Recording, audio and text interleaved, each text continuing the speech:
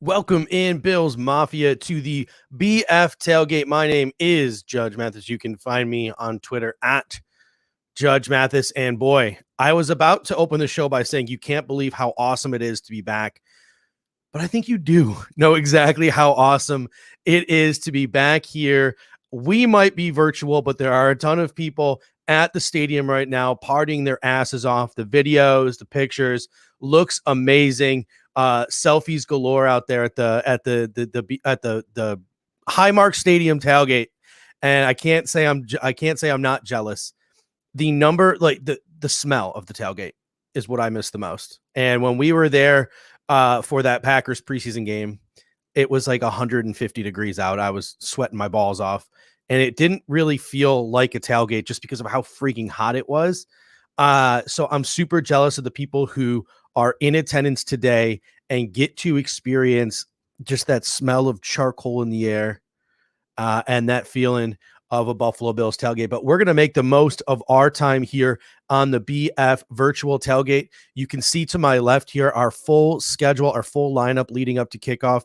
10:30, we'll have Casey Reed and Kyle Knapp joining us for some fantasy football and betting talk. Casey, by the way, Casey's already in the waiting room, ready to go, which is new for him. He usually pops in about 1 or 2 minutes after the start of the showtime. So I'm proud of Casey Reed for being in the waiting room.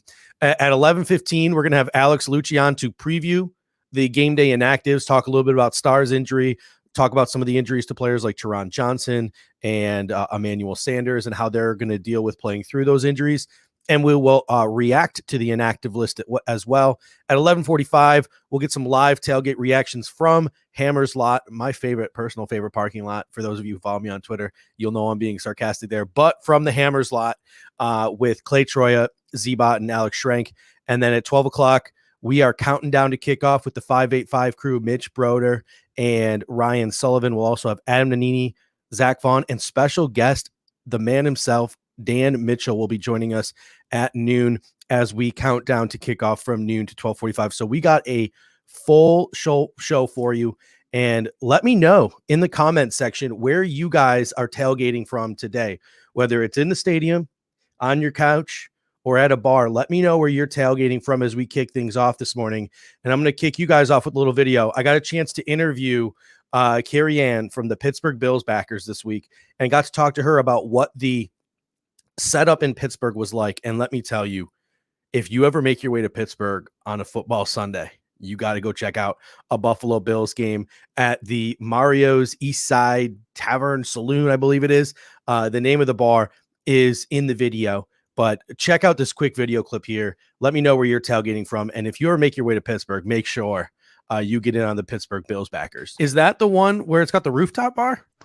It does. That's where we're at. Yep. So every Sunday it's reserved for us. Yeah. It's really cool because when it's nicer weather, they have the roof open and it just it's a whole different atmosphere. It's a retractable roof bar. It is. Yes. Yep. Oh my gosh. Yeah. You guys are just living it up there in Pittsburgh. That's amazing. We got really lucky with our location. The owner's been great. The managers are great. And yeah, it's been awesome. We have our own Labatt rep down here. So we get hooked up with some cool swag we get to give away. You literally have a Labatt's guy. Like you can tell people like, yeah, I got a Labatt's guy. Yeah, he was just over at my house chopping stuff off this week. Got tons of promotional items. It's pretty cool.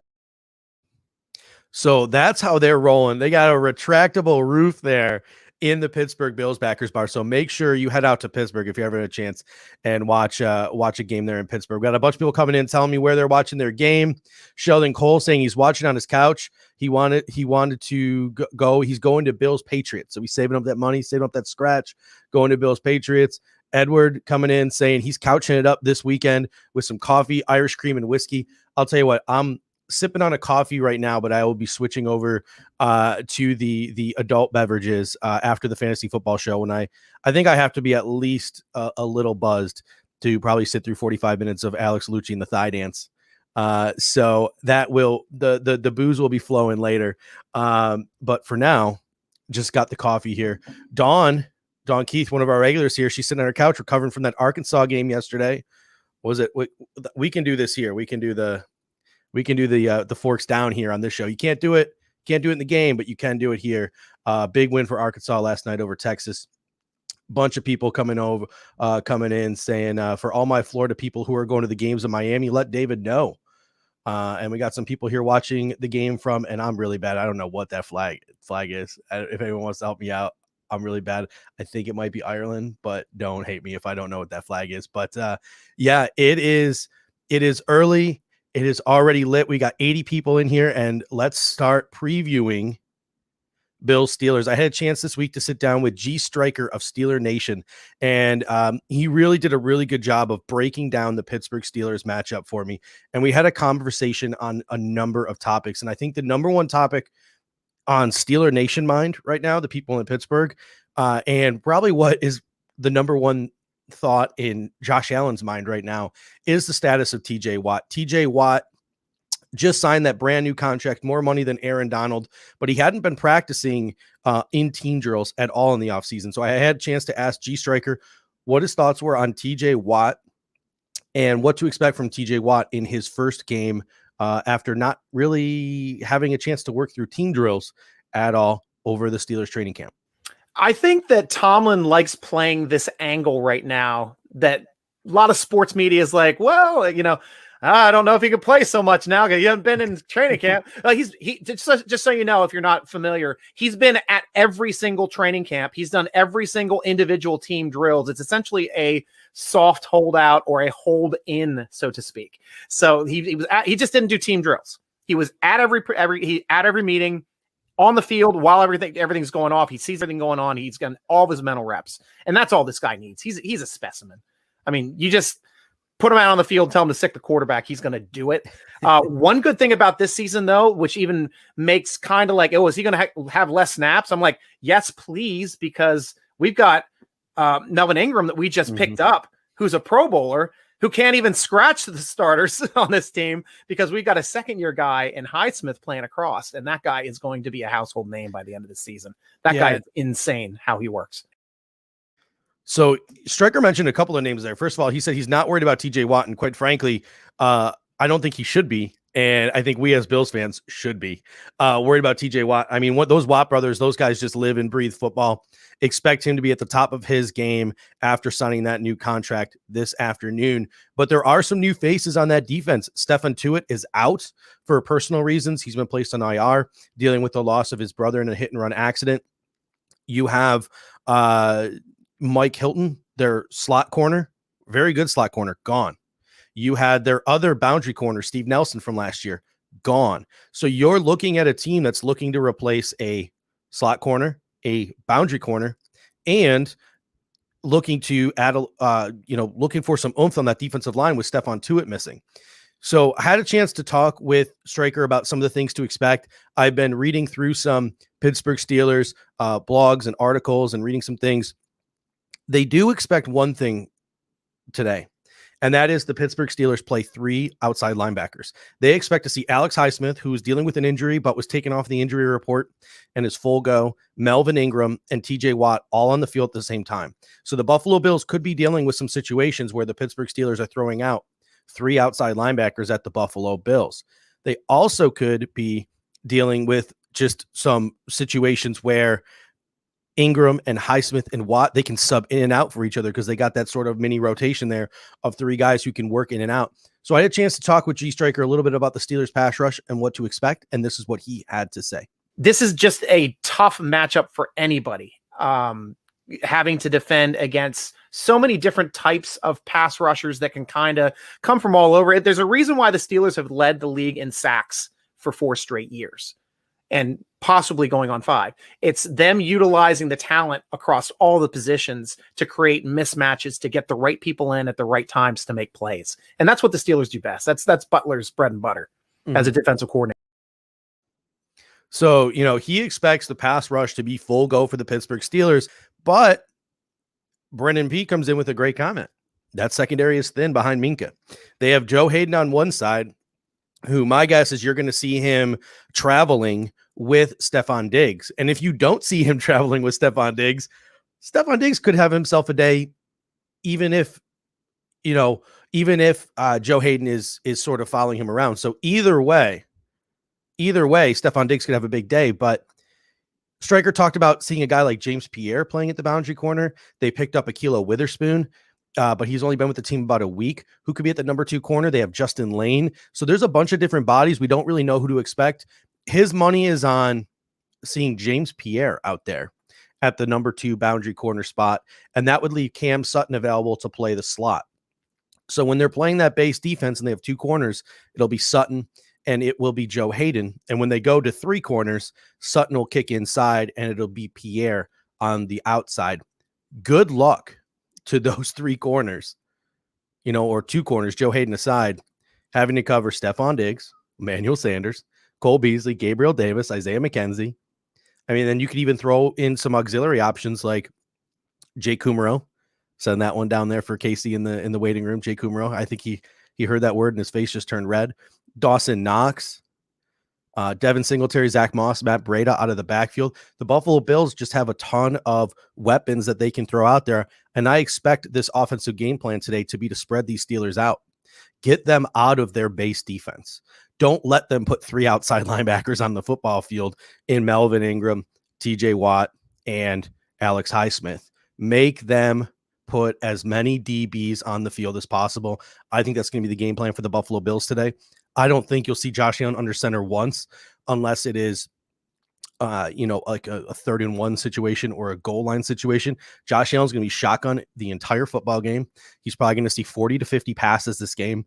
And it's going to be a game where our runs are dictated by our pass. It's going to be a 70% passing offense and a 30% running offense. And the Buffalo Bills are just going to try to catch the Steelers off guard with runs out of the spread. That's what I fully expect to see from the Buffalo Bills today. Now, a couple people coming in here and saying, hey, is Sanders playing? Yes. So a couple of weeks ago, you had Roto World come out with an article that said Emmanuel Sanders is dealing with an ankle injury. It's going to be bugging him the whole season, but he's probably going to end up playing through it and playing most of the games. Then you saw him pop up on the injury report this week, questionable, limited in practice all these days. Our very own Alex Lucci, the thigh doctor, says Sanders is playing. He's going to go. He's going to play through this injury. It's not something crazy. It's something that he can definitely deal with, but he's just going to be on the injury report all season. And then sure enough, this morning at about 3 a.m., I don't know if Ian Rappaport sleeps.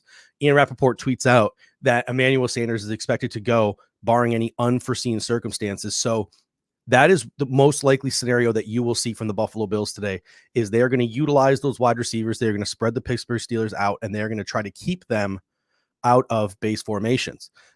So got a couple people coming in here, including my father, asking, do you see the Bills running a hurry up when they see the defense on the field that they like? Yeah, I fully expect that. I think that the Buffalo Bills are going to run that tempo offense today. However, we had this conversation on Thursday's show. Me and Kendall had this conversation. I expect to see a game plan similar to the Seattle game, where the Buffalo Bills came out chucking. However, in that game, we never really tried to establish a run game in any parts of that game. And Seattle kind of crept back in that game as the game progressed. We kind of let Seattle back in because we weren't milking clock, because we weren't running the football, because we weren't extending drives. We were putting our defense on the field a lot. So one of the things you could see is you could see the Buffalo Bills come out early in that hurry up. And you could see the Buffalo Bills attempt to build a really big lead. But once they get up by 10 points or 14 points, etc., I think you could see more of a push to the run game. Now, it's still going to be a run game based out of passing formations, out of those shotgun formations, out of those spread formations. But I do think you'll see the Buffalo Bills try to utilize the short passing game and try to utilize the running backs more to milk that clock, to take the pressure off the defense, so you don't get yourself into a situation where you build up a lead and then you blow it because your defense is on the field too much. So I do think that they'll run hurry up early, but as the game progresses, I do think if the Bills build up a lead, that hurry up is going to go away, and it's not going to be a permanent part of the game plan for the entirety of the football game. We have Go Bills coming in. He says, is the inactives list out yet? It is not. It usually comes out around 11:30. And that is why this season on the BF Tailgate from 11:15 to 11:45, we are going to have our very own Buffalo Fanatics Dr. Alex Lucci, the thigh doctor, in to preview the inactive list, talk about the Buffalo Bills who are dealing with injuries, and then react to the inactives list as they come out at 11:30. So from 11:15 today to 11:45, we are going to be talking solely the injured players and the inactive list. So make sure you stay tuned from 11:15 to 11:45 for that. Got about 15 more minutes with me here, warming you guys up, drinking our coffees. Cheers. And then at 10:30, we're going to have some fantasy football and betting talk from our very own experts, Kyle Knapp and Casey Reed. So they'll give me a little bit of a break. So this conversation that I had with Stryker was a great one because there are a lot of questions. You know, we talked about the Steelers secondary a little bit. Another key component to the Steelers defense, because if you look at what's different with the Steelers defense, obviously Tuitt is out. Joe Schobert has been added at middle linebacker, taking the place of Vince Williams, who retired. You have the questions in the secondary that we just talked about. Then there's another thing. Devin Bush is coming back. It's his first game back after a torn ACL. I had a chance to talk with Stryker about his thoughts on Devin Bush and if he expects him to be at all a step off or a little slow returning from that ACL injury. Here are his thoughts. And don't forget, you got Devlin Bush too, as a young, athletic middle linebacker, the most athletic linebacker on our team for speed, size, power ratio. The guy's a specimen as well. Do you have concerns about him first game coming off that torn ACL? Do you think he might still be a little slow? Nope, not at all. He's done every snap in preseason in training camp. So no, I don't have any reserves for Bush and him being ready to go. So he has no reserves for Bush, no reserves for him being able to go. He thinks he'll be good to go. A couple of other questions coming in here. Dylan comes in and says, are you going to show the game? The answer to that is no. So there are these things called, NFL restrictions and NFL policies, et cetera, et cetera. This page has got a nice, decent following. We're 50 away from 20K subscribers. If we were to go and be showing live NFL games on this feed, our channel of 20,000 subscribers would be yanked. But what we will be doing is the man himself, one of the founders, Pierre Kingpin, will be live reacting to the game as it is being played. So he'll give you a little verbal play-by-play as he's watching the game, and he'll react to the game live in real time. But however, due to those legal ramifications, we will not be showing the game. And then we got another comment coming in. What was the other one I saw here? John Muckian coming in saying, is McKenzie on punts confirmed or Diggs? That's something we're not going to know until game time. And that's a really good question from you, John, because and we're going to talk to Alex Lucci about this at 8:15, that injury that Isaiah McKenzie is dealing with. He believes it's a sprained AC joint. And you saw a couple of clips of Isaiah McKenzie in practice 2 weeks ago, right after the 53-man roster was announced, and he was catching some balls, but then he was clutching his shoulder. He looked like he was struggling a little bit. We're 2 weeks removed from that, but it will be interesting to see what the Buffalo Bills are going to do at punt returner. I don't think it's going to be Stephon Diggs. I think you'll probably more likely see Micah Hyde, Marcus Stevenson on IR. I think in the scenario that Isaiah McKenzie can't return kicks or punts, you'll see Matt Breida returning kicks, and you will see Micah Hyde returning punts. I think that's the most likely scenario you will see if Isaiah McKenzie cannot handle those duties. Breida, I would think, would be more of a kick returner than a punt returner. I think in the punt returning game, you want someone with better hands. Breida has never really been a punt returner. You want a guy who's been there, done that, and really the only one on the team outside of Isaiah McKenzie who's been there, done that is, at least on punt returns, is Micah Hyde. So you'll probably see Micah Hyde out there fair catching a lot if they can't go. We had someone else coming in saying, did Stryker predict a Bills victory or a Steelers victory? He did not actually. I asked him for a prediction. He was very coy. He did not tell me who he thought would win or lose. He just told me he thought it was going to go against conventional wisdom and that this was going to be a low scoring football game. He predicted that both offenses were going to take some time to adjust and adapt. He thought that both defenses are going to be really good and that this could be a lower scoring game than most people think. So that's what Stryker was giving us. Ancient Ox, a Steelers fan in the house. He says Steelers 28-14. So Bills Mafia in the comment section, where you at? Let them know what you think about that prediction from Ancient Ox right there. Moving on now to the Steelers offense. They have a couple of new additions to the offense. They have 4 rookies who are going to be contributing to this Pittsburgh Steelers offense. Ben Roethlisberger is back 2 years removed from that elbow surgery. They drafted Najee Harris in the first round to be their bell cow running back.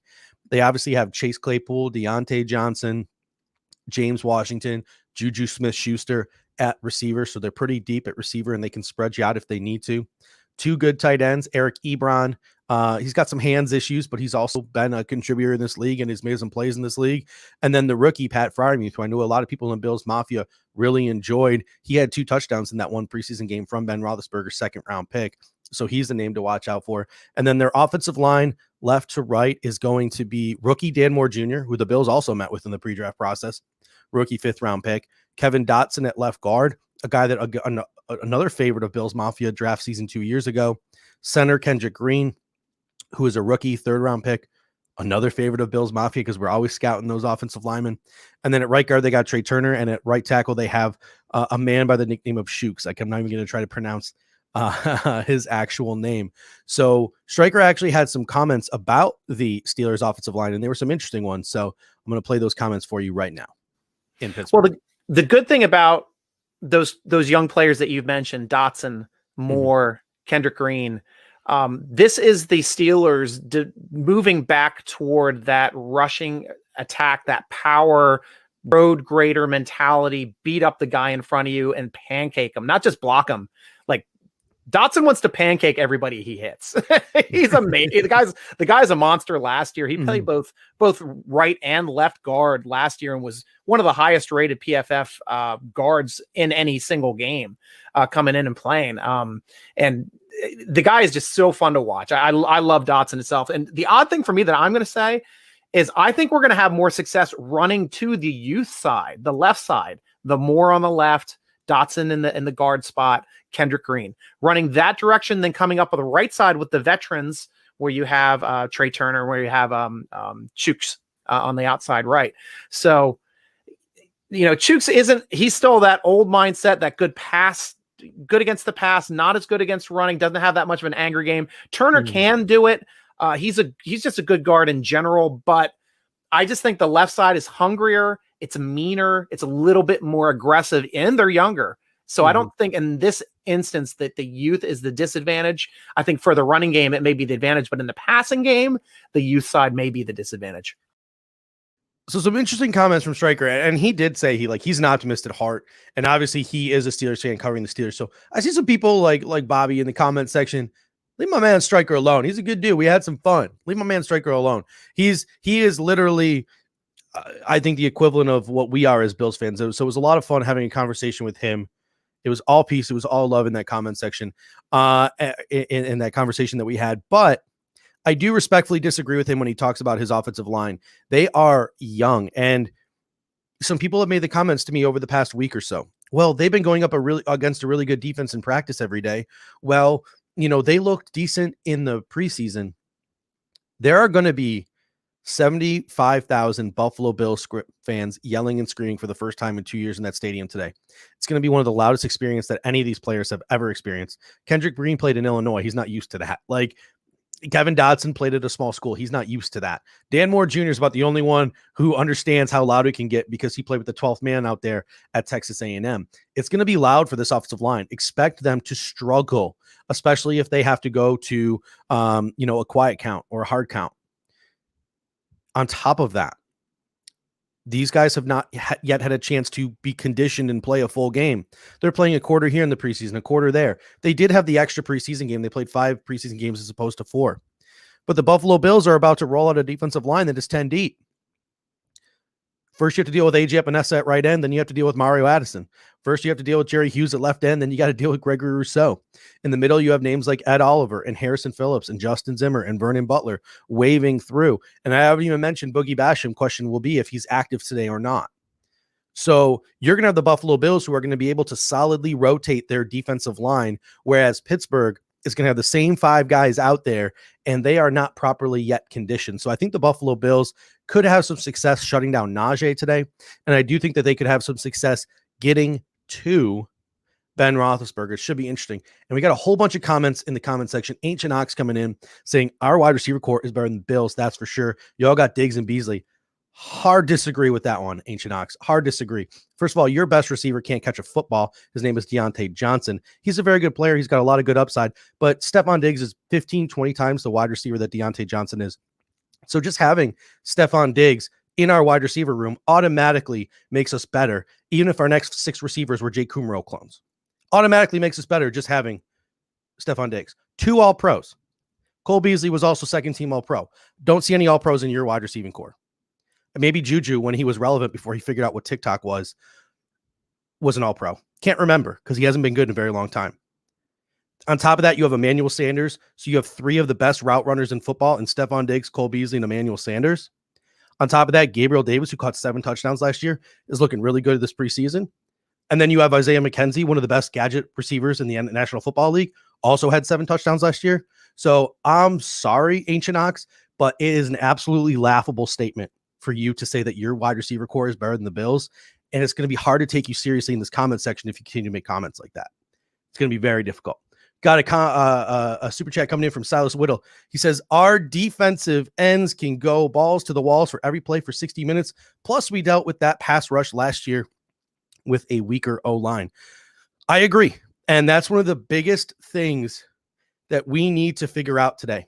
Is this defensive line for real? We were so excited about this defensive line last year. So excited. And they were a huge letdown. One of the highest paid defensive lines in the league, huge letdown. That can't happen again this year. AJ Epinesa has to step up. Gregory Rousseau has to contribute as a rookie. Mario Addison and Jerry Hughes have to take that extra rest and utilize it to be better pass rushers.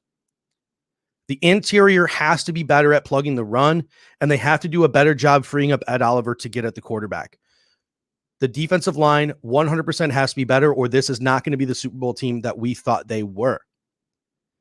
That's going to be the number one thing I believe as a Bills fan that we need to watch out for today is this defensive line for real or not?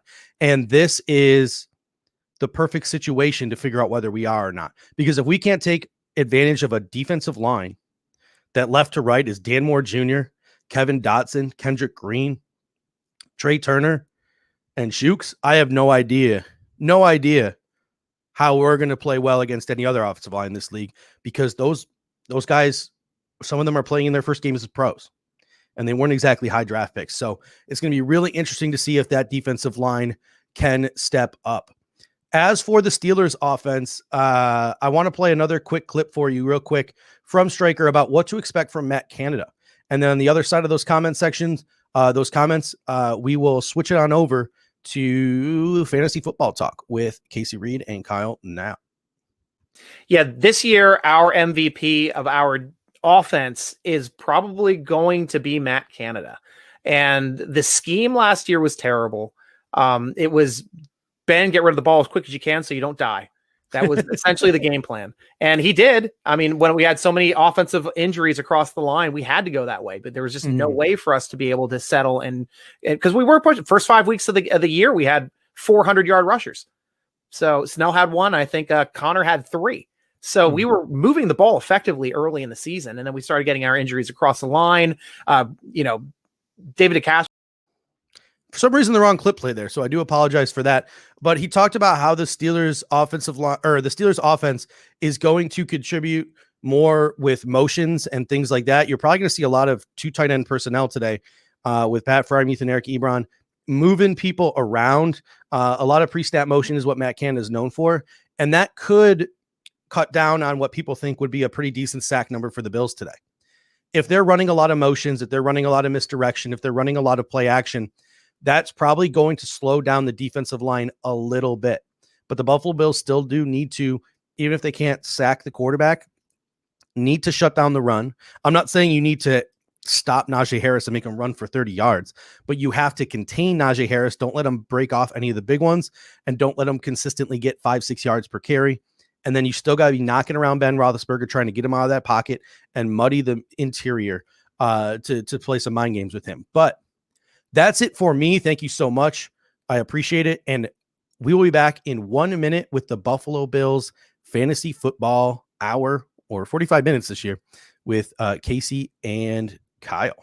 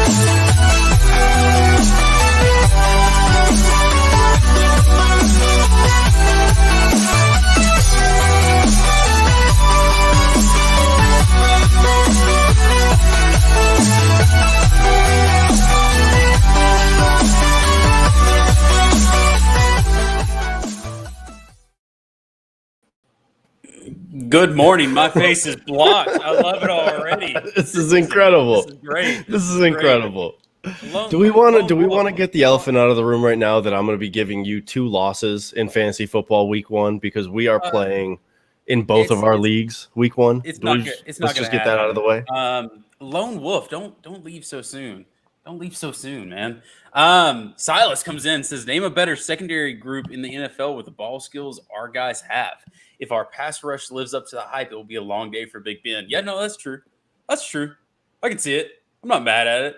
I mean, that's the hope that the pass rush causes a bunch of problems for Big Ben, and then the secondary can just feast at that point. Today we will break the Josh Allen 2-0 record. Okay. Okay. Sure. No, that's not going to happen. Look, Bills are getting the win. I haven't had my coffee yet. I really don't have time for Steeler Nation 412. I don't have time for it today. As far as fantasy football goes, yeah, me and Kyle are in 2 leagues together this year, which is my limit. I know there are some people out there that have like 26, 27, 30 leagues that they're in, and I ain't got time for that. Like, I do not have time. Did you see all of the different leagues that Ryan's in? Multiple fantasy leagues, multiple. He's in a dynasty league. He's in a couple of like pick'em leagues, a couple of survivor leagues. Like he is all over the place with that. It's impressive. I don't know how he has the time to keep up with that. I don't have the time. You talked about how you're going to give me 2 L's. There's only one. There's only one fantasy group that I actually care about. And it is my hometown group that I was like, hey, Kyle, jump on this league real quick. That's the only one I care about. The other one, I can take an L in and I can go 0-15, 0-7, whatever the record's gonna. I could lose all of that and just not care. But I've got to win this year. There's a lot of bragging rights going wrong, so I've got to win that. I think it'll be okay. So let's get some fantasy questions. I've seen a couple of them in here so far. Zach saying that he's tempted to get in a 7th league team today. No, that's too many, Zach. Too many. That's way too many. Will Casey donate from Jeff Landers? Let's just go ahead and pull this one up. Will Casey donate any of his gambling fantasy winnings to the Kyle Knapp Foundation for manly facial hair? This is just rude. Why am I getting attacked right now? No, my daughter needs formula, so most of my winnings today will go straight to Target to get some formula. While those fantasy questions are coming in, let's talk Bills -6.5. Let's talk that spread. I waited 2 weeks when the spread came out. I waited for that spread to drop because I seriously thought that spread was going to drop maybe -5.5, which is not a lot, but when you're in the terms of talking spread and stuff like that, I really wanted the spread to drop at least 1 point, and it never did. It stayed consistent at -6.5. I'm gonna be real honest with you. I'm pretty okay with that spread. I'm okay with that. I think the Bills win 28-14. I think we just ride off into the sunset. I think it's fine. -6.5. What do you think? Yeah, I mean, I think it's going to end up being at least a 10-point game. I on our show, I gave the prediction that I think the Bills are going to double up the score, and it's going to end up being 34-17. So I'm very comfortable with 6.5. I'm not really all that worried because just like I said on our show, the Steelers have talented players, but there's a lot of areas that the Bills can just take advantage of within their talented players because the offensive line isn't all that great, and the secondary has a lot of holes in it. So if the Bills pass rush lives up to the hype, they're going to cause a lot of problems, and the Bills wide receivers are going to – they should have a field day against the Steelers secondary. If you have to talk to me with 14 different emojis, I don't respect you. I don't respect you at all if that's how you have to talk to me. That's the dumbest form of communication. So Steelers Nation 412, I don't respect you at all. Like the little bit of respect that you had, it's gone. Moving on, I want to give my 4 bets of the week, right? Since we're going to talk about gambling while we wait for this fantasy football to kind of peak up real quick. I want to talk about it because I had Tampa Bay money line, which was a scary one on Thursday night. That should have been a one that was a no-brainer. Let's go ahead and grab it. But all of a sudden, Tampa was down with 1 minute and 24 seconds left. Tom Brady had the ball. We all knew how that was going to end, which was amazing. Tampa money line hit. And then you have Buffalo -6.5, which is a huge lock for me. It's just going to happen. in my opinion. I'm trying not to be a homer, but when you look at all the facts that Judge mentioned in the beginning of the show, when you talk about the O-line, the secondary, blah, blah, blah, we get it, right? So I'm going Bills -6.5. The fact that they're playing at home, I think, has a lot to do with everything. Then, of course, I took Denver when it was at -2.5. I love Teddy B back there in the back. You mentioned to me that he was, very, very, very good against the spread. So I'm excited about that. So that's Denver -2.5 playing the Giants. And then I have the Rams money line. I just took another money line. So the parlay would be a huge parlay. Oh, you sucked in your air. What's up? So I have a problem with you taking so many money lines that are just like heavy favorite money lines. I have a problem with that. So you want me to tell you why? Because every Wednesday I write an article, which are best bets, right? And I wanted to do 2 spreads and then 2 money lines. So I did 2 money lines, I did 2 spreads, right? And the reason being is because a lot of people, when I say, hey, spreads, what are spreads? How do you even look at spreads? What's -2.5 mean? What's -3.5 mean, right? So I want to kind of break it up and give some people, what they like, right? But in week 1, right? Everybody talks about week 1. Let's bet on week 1. I absolutely hate betting on week 1 because we don't really know what these offenses are going to do. We don't really know what the defense is going to do. Tampa should have been a game that they ran away with that against the Cowboys. And they came out flat. They really tried to give that game away. So taking a money line, a heavy money line in the beginning, I mean, it shouldn't be frowned upon. I mean, I just think that's stupid. The reason that it is because it's high risk, low reward. When you bet a heavy favorite money line like that, like you're getting almost nothing back unless you do it in a parlay, which I believe that's what you ended up doing, right? And that's what I'm doing. Yeah, I'm putting it in there with the parlay. Which when I did put it in there with the parlay, I put a lot of money down. So putting in the Rams with the parlay and the Steelers, or with the Tampa in the parlay, it probably added about $300 to $400 to the bet with those 2 lines being in there. So it's a big return when you put it in with parlay. When you do it just regular, you're betting $20. You're probably going to win. You're betting 10. To win nothing at that point. You're nothing. It's not good to do it like that. But I'm looking them in with the parlay to make it bigger. But those are the locks that I really like. I looked at San Fran. Karn came in here and said San Fran spread is a lock. I looked at that, but the issue that I had with San Fran is that it jumped to -8.5. Yeah, right? It went up really fast, and I don't like that at all. I don't like week 1's huge spreads. I didn't like the Tampa Bay spread when it was -7.5 right before kickoff. It jumped up to 8.5.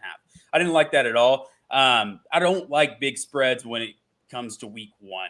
I honestly don't like big spreads until probably week 5. I was going to say, you got to get through like 3 or 4 weeks before you really start to figure out a team, and then you can start getting into the heavier spreads. For me, so I put out a couple of picks this week also. I introduced the new strategy on our show, and I'm doing 4 of my own picks, and then I'm doing 1 Twitter vote pick. The Twitter vote pick that ended up winning, Washington football team covering their spread. It's only a 1-point spread, not bad, and it's up against the Chargers. I like the chances. Got the Chargers coming out east. The Washington football team has a great defense. I see that comment about the Ohio State versus Oregon game. We're not going to go there. Because if we go there, then we're going to have to talk about the Florida State game also. It was bad. No, so it was bad week. We're just going to avoid that topic altogether. But I have the Bills covering. I have Green Bay covering -4. Chiefs Browns over. I like just give me all the points in that game. I think the score is just going to end up getting run up. And then Cardinals Titans over. I don't think there's going to be a whole lot of defense played, but those offenses have the potential to put up a lot of points. So I like the over in both of those games. Those are my 5 picks. We have definitely gotten a lot, or at least enough fantasy football comments where if Judge can start throwing those comments up, he won't. We can busy. start. He's not. Is he busy? Yeah. All right. Well, that's going to make it tough to talk fantasy football. I know, right? I'm scrolling trying to find. Yeah, I'm gonna scroll back. Oh, there we go. That has nothing to do with fantasy football, but Panthers over the Jets. I considered that one. I actually considered that one because I don't like the idea of a rookie quarterback with a lot of uncertainty playing week 1, but I just wasn't comfortable enough in the Panthers also because there's a lot of you don't know what their defense is going to end up looking like. So I stayed away from that one. Cortland Sutton against the Giants or Cole Beasley. Casey, which way would you go on this one? That one's a tough one, right? Because I feel like Denver finally has, and no offense to Drew Lock, because I actually wanted Drew Lock to win the quarterback competition because he was younger and more potential, stuff like that. But I think they finally have a veteran quarterback that knows how to get people the ball, and Cortland Sutton's probably going to have a breakout year. With that being said, the Giants' defense is a little bit better than the Steelers' defense when it comes to secondary terms. So I honestly would go Cole Beasley. Cole Beasley is probably going to give you, a standard PPR league. He's probably going to give you 7, 8. He might score a touchdown. Cortland Sutton probably won't. He'll probably get you 4 or 5. He'll have about 50 yards. I don't think he's getting a touchdown though. So I was gonna roll with Cole Beasley on this one too, but it's for a little bit of a different reason. I would actually roll with Cortland Sutton if Drew Lock was playing, because I think Drew Lock is going to be the type of guy who airs it out more and gives his guys some more chances. Yeah, it's going to cause some more problems for the team, but Teddy Bridgewater plays it safe. So I'm not as high on the Broncos wide receivers, especially considering how many good wide receivers they actually have at this point. And then you talk about the fact that Cortland Sutton is coming back from, I believe it was an ACL injury. So this is his first actual NFL action since then, outside of preseason, because preseason's cool, but it doesn't actually matter. So this is his first regular season game back from that injury. I think they're probably going to try and ease him in there. And then you add in the factor of Teddy Bridgewater instead of Drew Lock. He's just not going to get the same amount of targets, most likely, that Cole Beasley will end up getting. The only issue here is I think there's a possibility that Beasley's night could be over before Cortland Sutton's is, just because the Bills might have that game wrapped up before the Broncos and the Giants game is officially wrapped up at that point, where Sutton might be playing longer into the game and Beasley might be done by halfway through the fourth quarter. You never really know with that stuff, but I'm still more comfortable with what Beasley could give you. Smiles Blake says Saquon Barkley, start him or sit him? Start. I would sit. It's the same reason that you just said. It's the same reason you just said about Cortland Sutton, right? He's coming off an ACL sprain. I don't want to do this. I don't want to do that. It's his first game. Blah blah. It's the same exact thing. That's why I put the comment up second. So I actually would sit him. Just because, do you have a better option, right? And it's hard to say, do you have a better option? He's probably your first round pick. He's probably your first round pick at that point. He might be, but he's not gonna. It's hard to get. He might get one touchdown. He might get one touchdown, but I doubt he's going to rack up the 20, whatever. He'll probably get you a nice flex option there, right? Yeah, 10 or 11. You know what I'm saying? He's not going to probably be your highest scorer at this point. He's not going to be. He's not RB number one. Saquon Barkley used to be, but he's still worth playing. There's certain guys that when you draft them, as long as they are in the game, they're worth playing. It doesn't matter what their health is. It doesn't matter any of that. Saquon Barkley is one of those guys because he is just that good. If you're one of the top 5 guys at your position, especially in fantasy football, you play him no matter what, as long as they're healthy. He's playing today. I would play him. And it's also because the difference, I think, with Barkley versus Cortland Sutton on the injuries is that Saquon Barkley, they're going to give him handoffs. Yeah. The Broncos could run a ton of passing plays, and Bridgewater might not throw the ball towards Cortland Sutton. So there's a difference in strategy there, where if they run the ball and Saquon Barkley's in the game, he's getting those carries. If they pass the ball with Sutton in the game, you don't know if he's getting those targets. So it is a big difference with that. I was going to bring it up. Are they going to keep it on a snap count? He hasn't. I don't actually know that. He hasn't had live contact, right? And I don't care about Joe Judge saying, "Oh, I want our players to hit each other." That's the best. Shut up. No one cares, right? Is he going to be on a snap count? So that's what I think about Saquon. We'll find out. I say sit, Naps start. And of course, you have. Should I start Claypool, Singletary, or Gabe? I think I might have a different answer than you here, but I'm interested to hear your answer first. So I'm not starting Claypool. Singletary, I am starting, but it has nothing to do with I don't know, having a better. I don't have a better option. Singletary, my running back was Gus Johnson, ACL tear, right? And I had to put somebody in, so I went Singletary. As far as RB1, right, or flex, this looks like more of a flex. I'm assuming this is a flex question here. If you're throwing Singletary in the flex, I don't hate it. I would start him if you're throwing him in the flex. And then Gabriel's a good one too. I don't know if it came down to Gabriel or Singletary. I'm going Gabriel. Honestly, I am. He showed out in the preseason. He's probably going to be really good. Also, I've been riding Gabriel stock since last year. Yeah, you have to keep that up, which is why I think which is why I knew my answer would be a little different. If this was a different week, I think your answer might be a little different because you don't want to say play Claypool. It's difficult to, as a Bills fan, be like, yeah, let me go play the guy that we're playing against. I don't want to have to root for the opposing team at all. But when you're looking at it from a fantasy football perspective, this goes back to what I said about Beasley. If the Bills end up running up the score a little bit more like we expect them to, the Steelers are going to be playing from behind. They're going to have to pass the ball. Who's that guy who's going to get the touchdowns for the Steelers? It's Claypool. What do the Bills struggle with in their secondary? They struggle guarding those bigger physical wide receivers.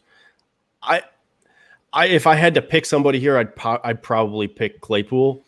My heart wants me to go with Gabriel Davis, but I'd roll more towards Claypool just for that simple fact of like you have that probably playing from behind option at that point. And flipping over to another scenario where Bills Mafia Man 55 says Josh Jacobs at flex or Devin Singletary. I'm going Josh Jacobs, right? It's the same reason you just said about freaking Saquon, right? He's going to get the ball. I mean, he's that dude in the Raiders offense. The difficulty with this one is the injury or practicing. I don't even know if it's actually an injury. I just know he's been missing practice and he was questionable, at least last I saw, which was yesterday. But yeah. If you are somebody who does not like uncertainty, which right now there's definitely some uncertainty with Josh Jacobs. It's a Monday night game. You don't want to be the person who waits all the way until Monday Night Football and then you find out Josh Jacobs is not playing unless you have a backup from their team or one of the brand new Ravens running backs because you would have to keep up with the waiver wire to keep up with their guys. But if you don't like uncertainty, just play Singletary. If you are willing to take that chance, Jacobs has a higher ceiling still than Devin Singletary does. So, yeah, you look at it, the way I'm looking at it is the Ravens offense, their running back, and I mentioned that Lamar has to go out and be the running back, and that's not to say that Lamar is a running back, he's not a quarterback. It's because of the running back situation right now. Yeah. Exactly. Yeah. Use your feet. He has to be the run game now, even more than ever, right? If he can't do that, which is a big if, Lamar can definitely 100% do that. He's one of the best running quarterbacks ever. You know what I'm saying? So, but if he can't go and the offense is consistently getting off the field, because I know for a fact Lamar can't throw. I've been saying that for years now too. If the offense gets off the field at third down, then you got Josh Jacobs, and all of a sudden the Raiders are just gonna squeeze out the clock. So that's why I like Josh Jacobs if he plays. Moving on, do I start Noah Fant or Hunter Henry? This is an interesting one. What do you think? I like Noah Fant in this one. And so it's because a quarterback like Teddy Bridgewater, he's going to end up wanting to go to those easier options, the shorter passes, don't take as many chances. Who's the guy for that? It's running backs and tight ends. So I like Noah Fant. He is one of the better receiving options on their team, despite them having good receivers, just because of the matchup problems he can cause.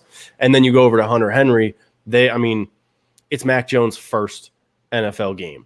I know there's a lot of hype around him in the preseason. I know the Patriots love to play those two tight end sets, but it's his first NFL game. You don't know what he's going to be like when it's a game on the line in the NFL against an actual NFL defense and not vanilla NFL preseason defense. I would shy away from Hunter Henry, who is probably their tight end 2 right now. So I'd roll with Noah Fant. Yeah, no, I 100% agree with you on that one. I think that one was an easy one for me. I think that's one that could potentially change really fast as the season goes on, though. If Hunter Henry and Mac Jones end up developing a connection pretty quick.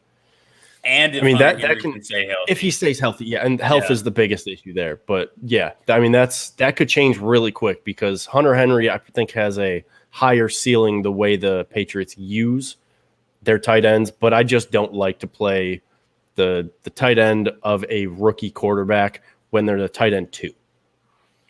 I like this one. Kyle comes back and hits us up with who's the wide receiver number one at the end of the season, Diggs, Hill, or Adams? I think this is a very interesting one, right? Because I came out and said I think that Diggs is going to lead the league in reception. So if you're playing, PPR, Diggs is probably your go there. But then you have Adams, and I think I'm going to say Adams, and I'm going to say it's Adams until he proves us differently, right? The dude is insane. Aaron Rodgers is looking his way early and often. With the Bills' offense, now we have so many different weapons that Diggs might not be putting up the touchdowns that you want to see him put up in fantasy. Now, that's not to say Diggs is not going to have a great season. This is obviously fantasy football, and when it comes down to it, touchdowns do matter. And you could see Diggs put up 6-7 touchdowns, right? Zach Moss working out with players who are typically inactive. Sit. Oh my goodness, That's huge, actually. Breaking news. Y'all like that? I think there's a think- really interesting one after this one back from Karn Gill that I want to get to. So just a note before we get into this. Well, what I was gonna say is I don't think many people were gonna start Zach Moss, were they? Unless Right? you're playing in like a 14, 16 team league. I don't think Zach Moss was a guy who people were probably leaning on to play right now. Coming off a preseason where he didn't really play all that much because of injury, and then he had his injury all off season. He's the type of guy who he could catch fire later on in the season. I think he's probably going to have a slower start, and you're going to hope hold him on your bench. Maybe he catches fire and then you play him later on. But I would hope that you're not in a situation where you have to lean on Zach Moss week 1 of your fantasy football league. I guess unless you drafted a bunch of Ravens running backs, then you might be in that situation. Even then, now you're sitting them. Your running back situation is awful. All right. All right. Karn Gill, he said it was back. The comment came in at 10:32, so we definitely missed it. It was right at the beginning. But Julio Jones, Laviska Shenault, or Devonta Smith.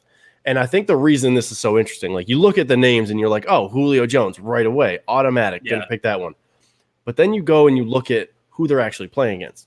Julio Jones against the Cardinals, not a great defense, but they have some players in their secondary. Laviska Shenault against the Texans, they got nothing.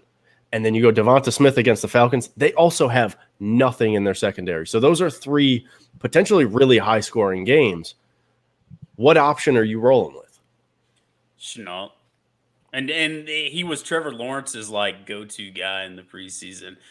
So I'm going with him. Julio Jones has the same issue that, say, Diggs will have when it comes to fantasy football, is that Tennessee actually has a lot of weapons. He's not the number 1 wide receiver anymore.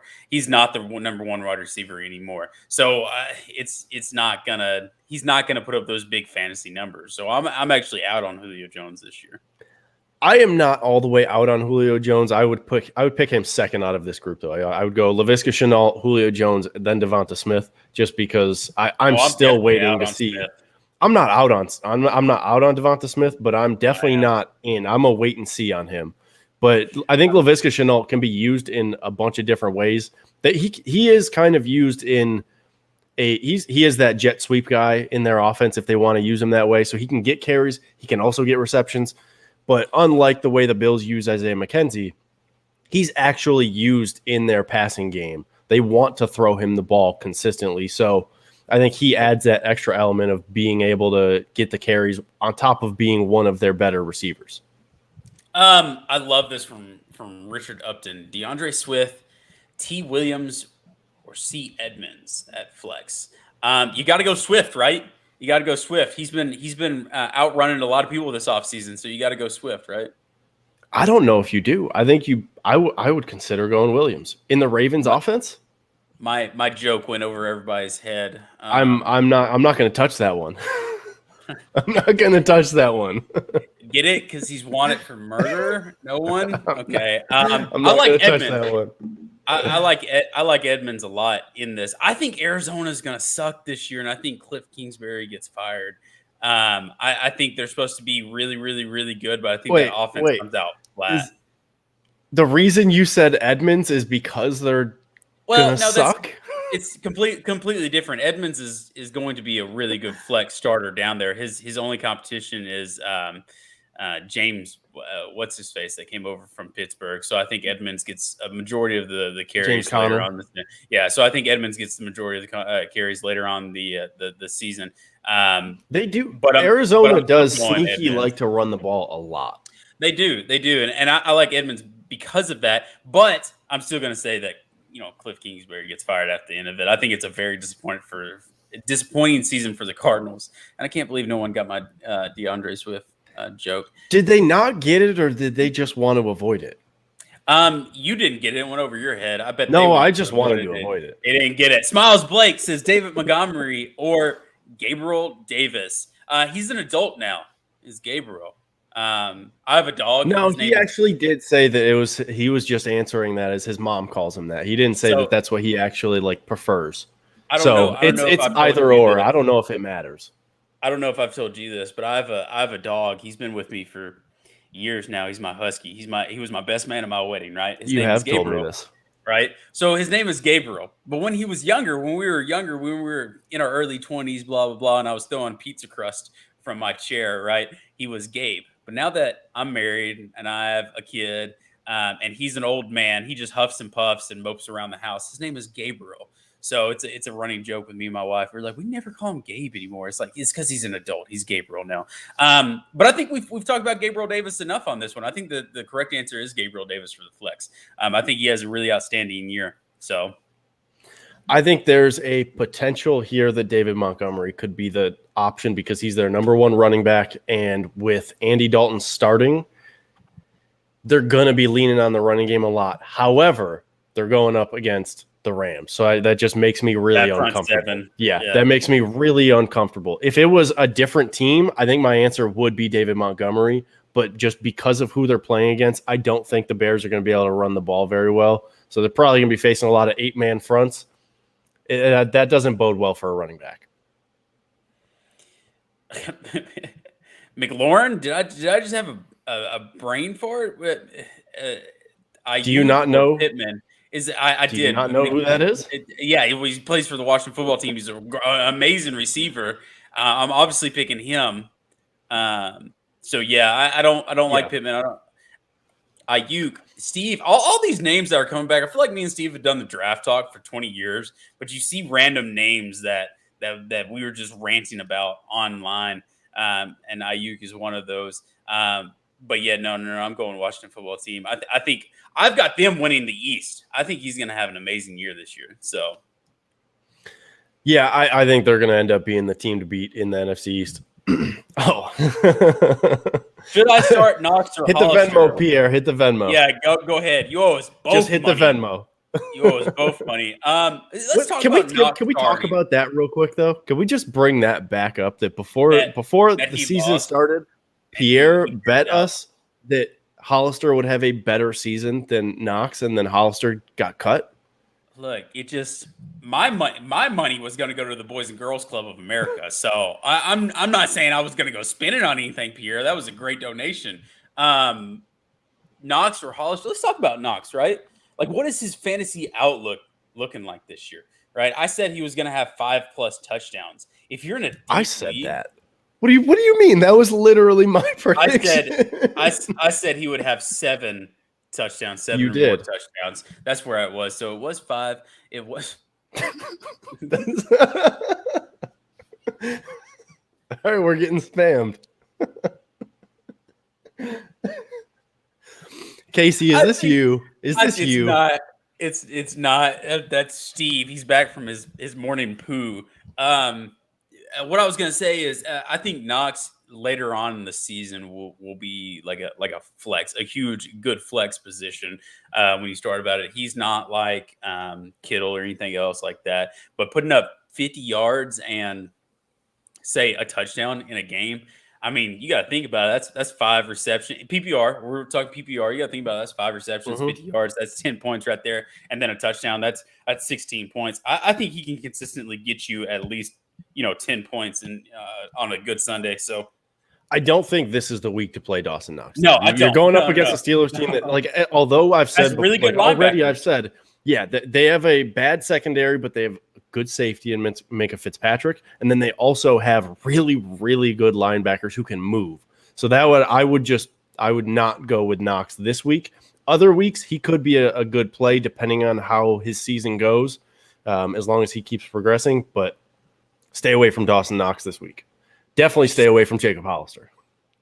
Stephen Haggerty says Chenault, Claypool, or what? Why am I the one talking names on here when you know for a fact I can't talk names at all? You did that pretty well. I thought it's so. because it's entertaining. I'd much rather hear you mess up a name than hear me say the name right. This one, I feel like you got to go Woods, right? I'm so excited to see Matthew Stafford actually in a competent offense and a competent team. Like I'm very excited to see Matthew Stafford and what he can do. And Robert Woods has just been a baller for years now. Robert Woods was a standard wide receiver 2 option in almost any fantasy football league with Jared Goff as his quarterback.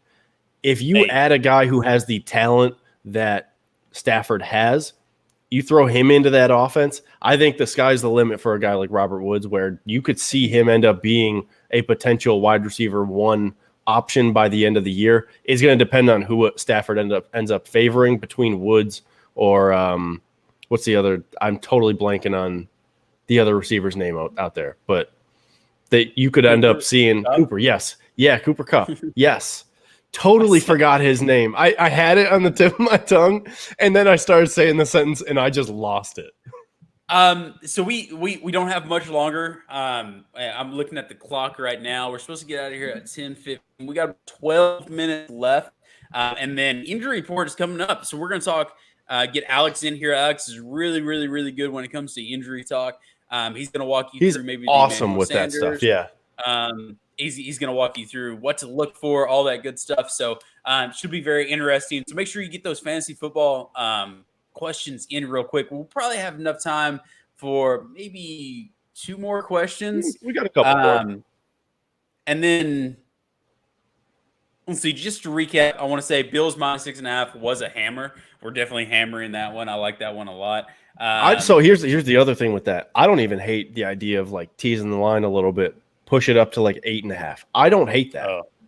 I'm out on that makes you uncomfortable. Are you? You don't like teasing the line at all? I don't mind it, especially when I'm doing a parlay. Like I'll tease it, but I always maybe tease it down. That makes sense to tease it down like on the parlays. But like week 1, I'm telling you, week 1, these big spreads on week 1 are the devil, right? Because offenses are trying to get into the rhythm. And even Big Ben came out. We're talking about the Steelers. Big Ben came out and said, "Hey, don't be surprised if our offense starts slow," right? So when you see big spreads like that, and of course, let's take the big spread on Buffalo, right? But anyways, it's just an example of Big Ben coming out and saying, "Hey, our offense could start slow." But Mark Andrews or Gesicki? I think you have to go with Andrews on this one. God, typically, I would say Gesicki, but you're going up against a Patriots defense that is getting the captain of their defense back. So I think that's going to make life a little bit more difficult playing against them. And then you go over to the Ravens, you look at their running back room and everything that's gone on with them over the last 2 weeks. They are a running team, but their running back room has been decimated. And who is the favorite target of Lamar Jackson when he throws? It's Mark Andrews. He loves going to Mark Andrews. So when you add those 2 things together, I think you got to go with Mark Andrews week 1. Hard to overthrow him, stuff like that. No, I agree. I love to throw the little shade. Look, he can't throw the ball. It just is what it is. I'm sorry. I'm not the one throwing the ball. I can't throw it either, Lamar. We have that in common. But 9 times out of 10, I would pick Gesicki. I love that kid. I can't wait till he leaves the Dolphins and joins the Bills. That's the tight end we should have been yelling about all offseason to go get instead of Zach Ertz. Right, because they're gonna just trade in the division. Yeah, that'll totally happen. They could. No, they definitely wouldn't. Jalen Porter comes out and says, "I know they play each other, but Washington defense or LAC defense." I looked at this one and I thought about it for a very long time, and I made the case for both of them in my mind, and it came down to don't play either of them. You made the case for Bofa? Yeah, like don't start any of those. Like go to the free agents and find a different defense that is out there. Stash them on the bench if you want to, but I don't like playing either of them because Washington, Ron Fitzpatrick is going to have a good game. He's always good for at least one or two, especially early in the season. And Justin Herbert coming out there. Justin Herbert's a really, really, really good quarterback. So I think both of these offenses put up points today. If you have to pick between the two, I would play.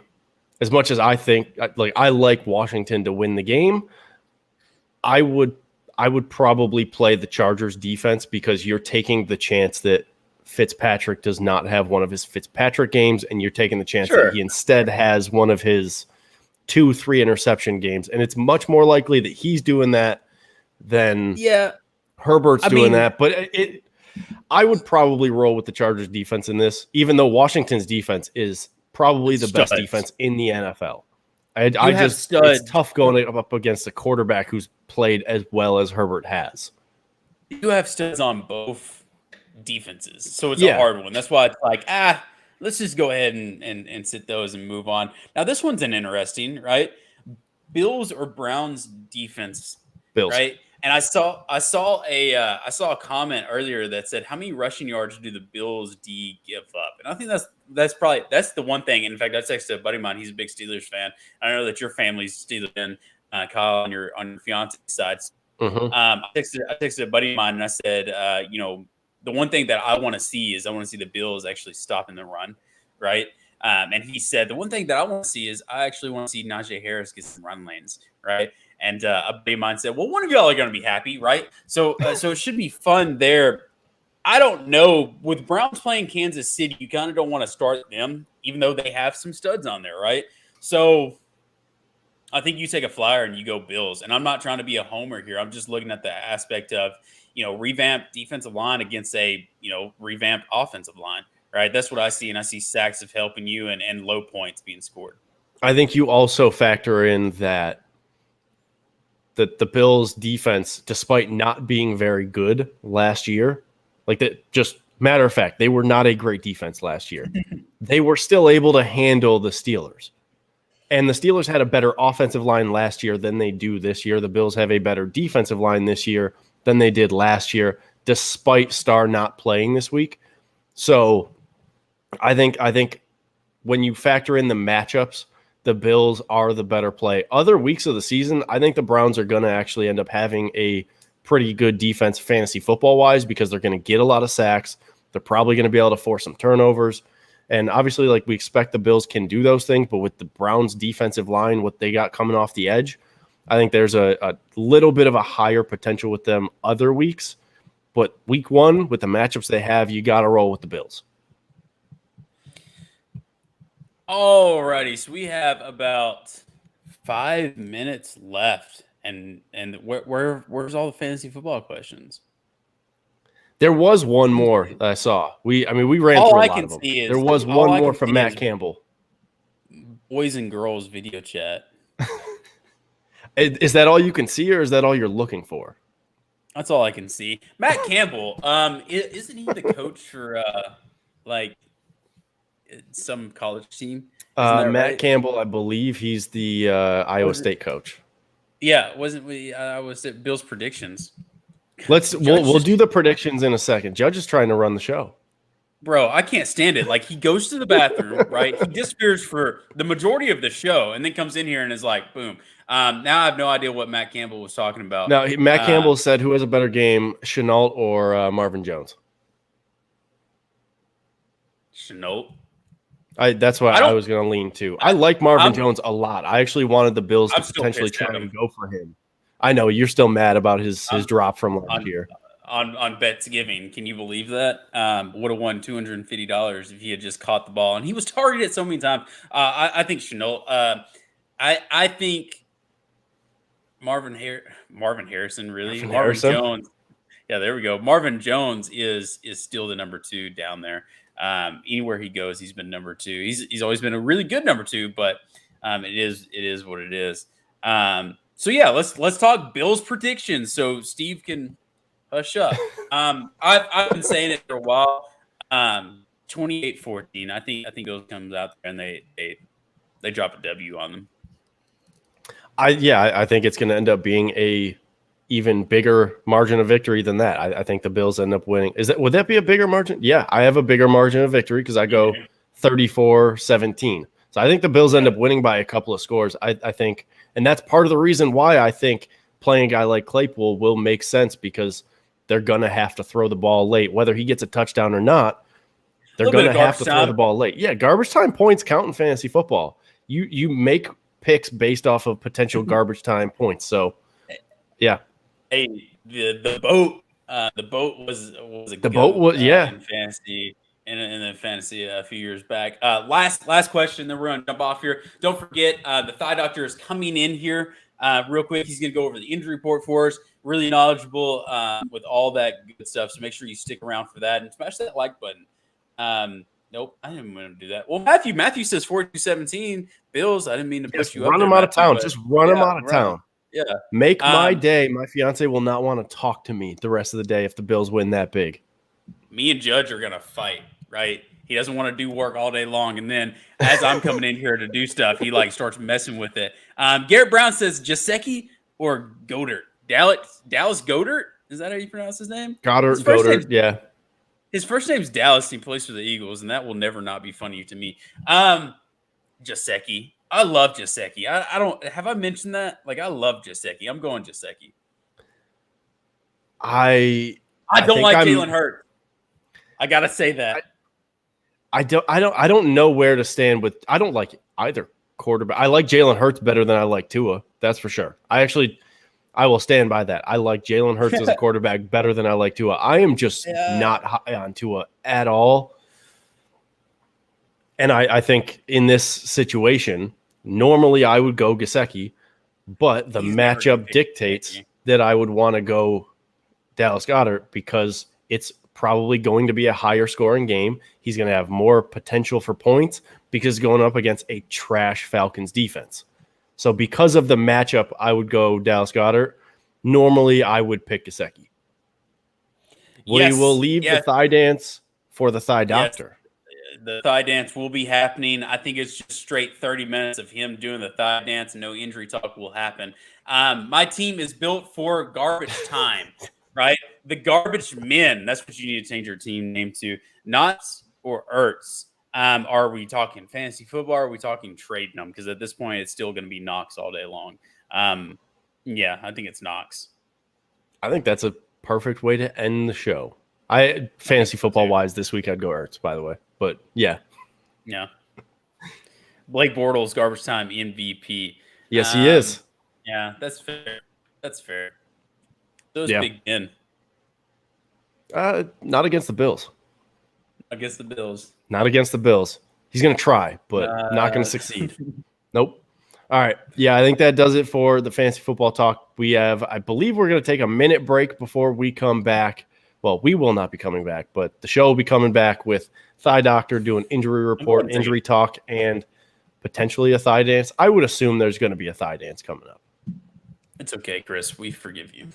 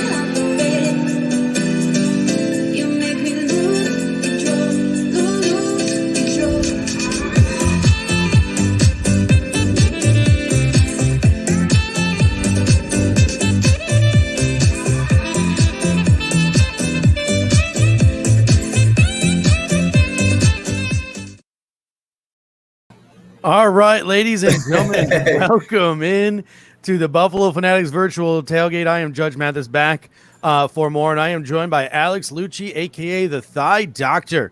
And what we're going to be doing over the next half an hour is breaking down the Buffalo Bills injury report, previewing the inactive list, then breaking down the inactive list, and then I'm assuming closing it with a thigh dance. Is that a safe to assume? That's what the people want.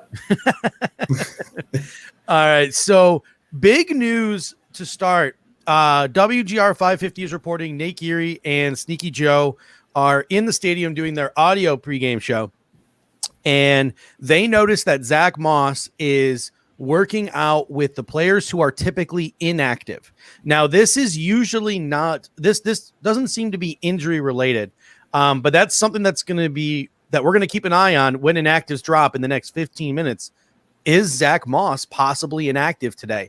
A couple of reasons for that could be the Bills are going to go pass heavy this game, and they want Matt Breida, a pass catcher, Devin Singletary, who is clearly the lead back after probably the preseason.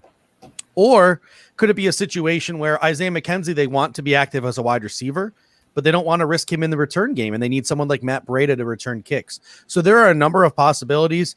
Who knows how it will play out? We'll find out in the next 15 minutes whether Zach Moss is active or inactive.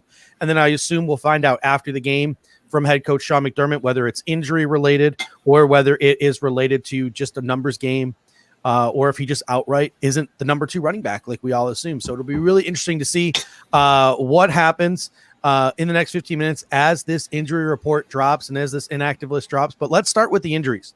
Now, what day of the week do you drop your injury report typically? I'm going to send it out Friday night. It's going to post Saturday morning. All right. So every Saturday morning on thebuffalofanatics.com, you will get Alex Lucci's Buffalo Bills specific injury breakdown. He did a great job this week, and we're going to roll through some of the things that he had to say. And we're going to start with the big one, and that's Star Lotulelei. Star's obviously dealing with an injury right now. He's been declared out this week. So, Alex, could you break down for us what is Star's injury and when can we expect him back? Good question. So watching the film, I rewatched it 2 nights ago. There's no apparent injury. And then you can see him on the sidelines just hanging out when he was done with his last series. I think he played 3 series. The team instantly listed him as a calf, found the next practice. And there was, it was kind of a mystery. So, we were hoping it was just something super, super minor. And we saw him kind of take a week off and then maybe start practicing this week. But he's been a non-participant for 2 straight weeks.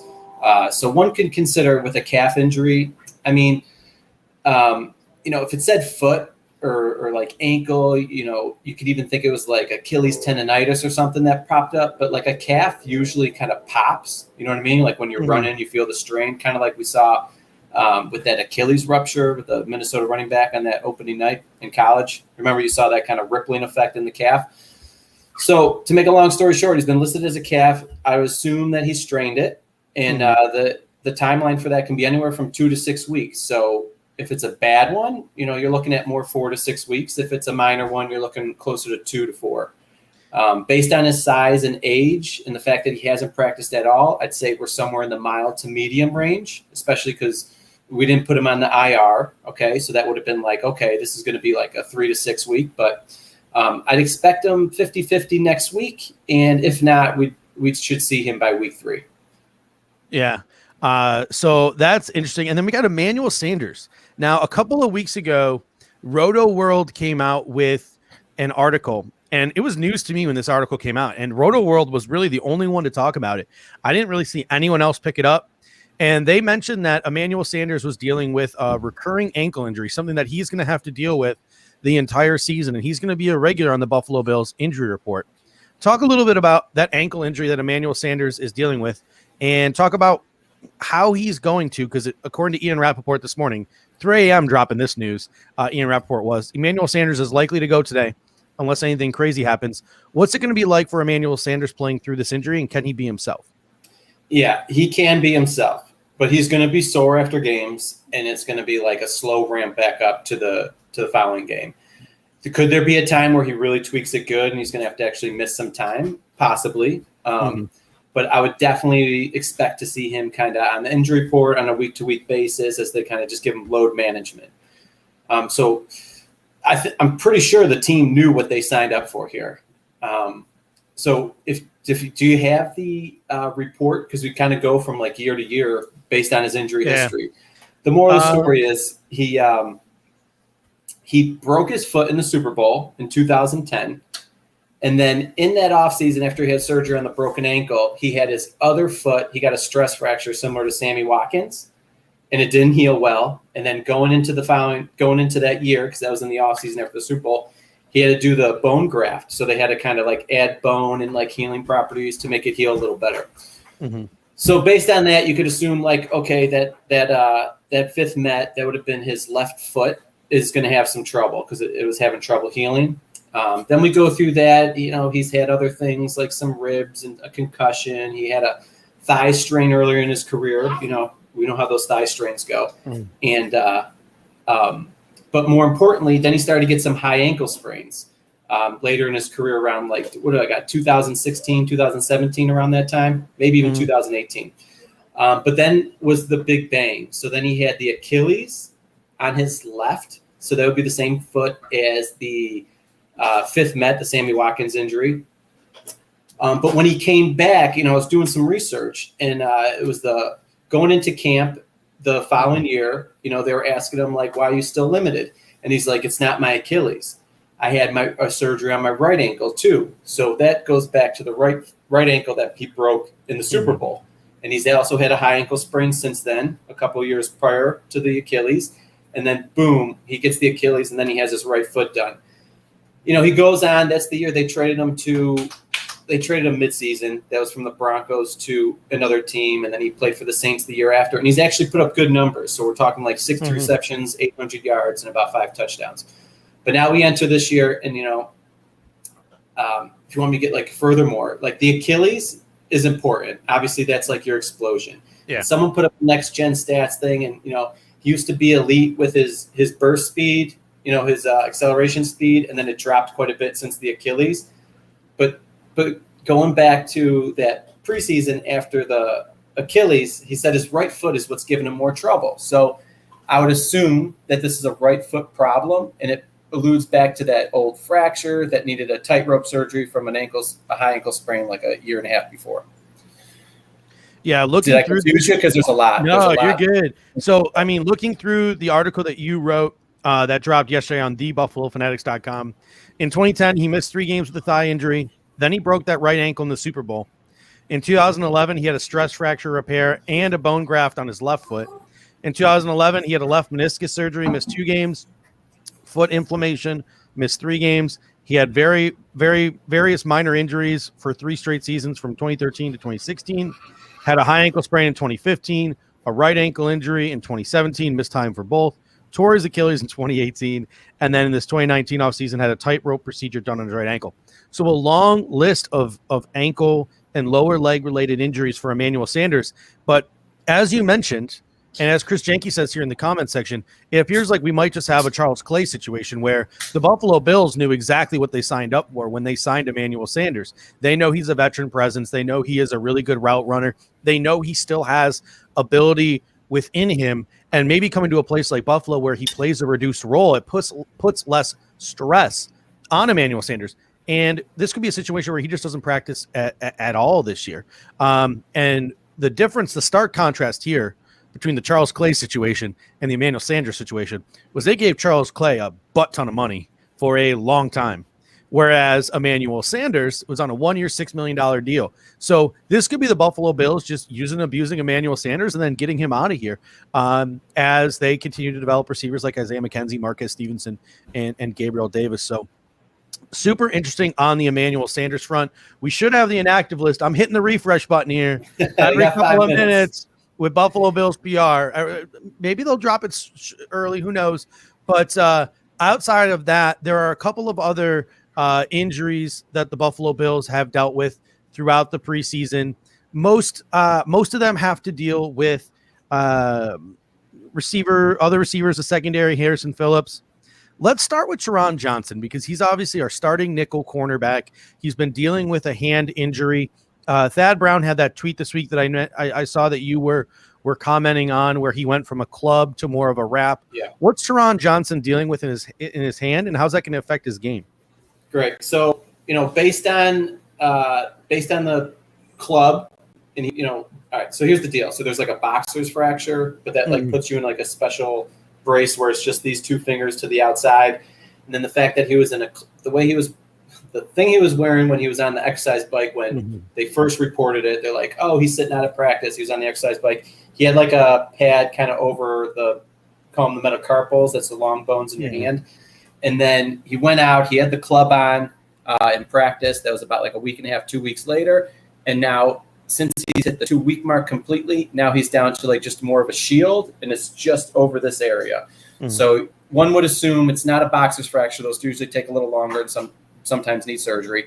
It's probably a metacarpal, like in the middle of the hand, so it's kind of protected. It's like deep in the middle, and he's just gonna wear a shield. He's already been back at practicing catching balls. I don't see an issue. Return to play after this injury is about 2 to 4 weeks. And to be honest, if you're a stud, you're going to play in a week with a club on. That's just how it goes. So I wouldn't have too many qualms for him. I mean, if there's like a bullet pass and he's trying to like catch it, he might have some issues with that. But like a deflection or anything, I shouldn't even see that as a concern. If you want to talk about like jamming at the line, possibly he's not at 100%, but it's so minimal. And we run a lot of zone too, so it shouldn't be an issue. We got Jessica Tennis coming in saying, and we're going to move on to Isaiah McKenzie now. Should we expect touchdown Jesus to come in before Isaiah so Isaiah is healthy for punts and kicks? And that's something I want to get your take on. My expectation, Jessica, is this. One of the reasons why I think we're going to see maybe Matt Breida today over Zach Moss is because they want Isaiah McKenzie to be their gadget guy on offense, and they don't want to risk a guy who's dealing with an AC joint sprain to have to take the brunt of hits from kicks and punts. So, Alex, talk about what Isaiah McKenzie's dealing with, that AC joint sprain. He's got a little shark in the background there.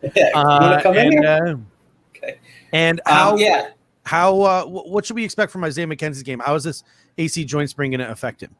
Good. So, obviously, we didn't see the injury because the AC joint was in practice. They usually take 2 to 4 weeks, especially if it's on the more mild end. Sometimes they can take a little longer if it's like a grade 3.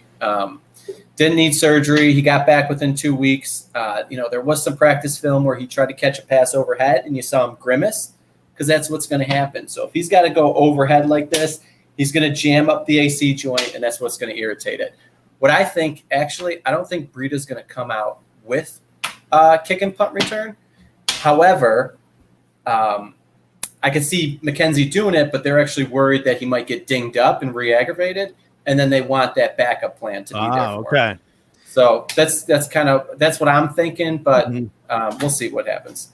All right. So it's not so much like, what are the chances if a guy comes in and he's returning a punt or he's returning a kick, and a 6'3", 250 linebacker comes up and just blasts him right into that shoulder? Like, is there a chance for him to re-injure that or what? 100%, at least get aggravated. I mean, listen, he's probably gonna use a shot, right? So it's going to be numbed up. He's going to feel it more after the game than during the game. However, like when you have a ligament sprain, that's what AC joint is. It's a ligament that holds like the clavicle to the shoulder blade. When you have a sprain, it gets loose, and it needs time to kind of like meld back together. So it's already kind of like on the fringe to be able to get re-aggravated. If he gets blasted, that's not going to be the big hit. It's if he gets blasted and then gets driven into the shoulder, into the ground. That's when it crunches and the joint kind of explodes out.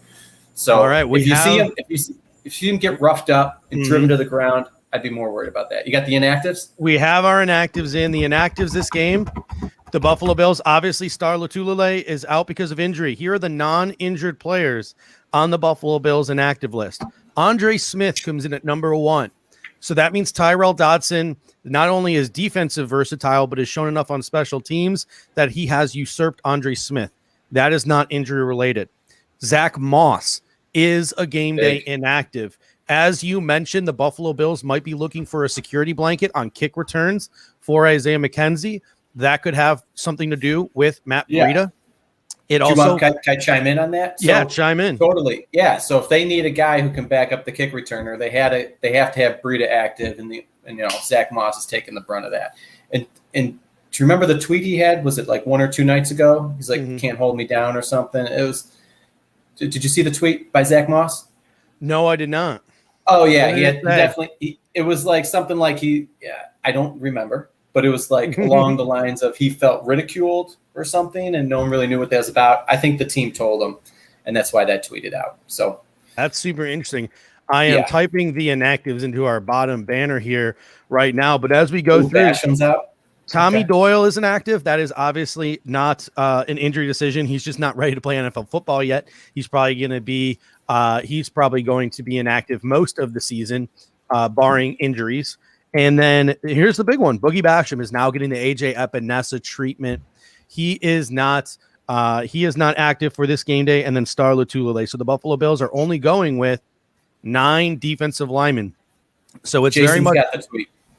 it's very in the much chat. going to it's very much going to be Andre. It's very much going to be Epinesa, Rousseau, Addison, Obata, and Hughes on the edge. And then Obata will probably work into the interior along with Vernon Butler, Justin Zimmer, Harrison Phillips, and Ed Oliver. Talk to us a little bit about Harrison Phillips. I know you were shocked that Harrison Phillips was able to come back from his injury so quickly. Talk about what you think was wrong with Harrison Phillips, and you know, what kind of play are we to expect from him today? Is he going to be 100%?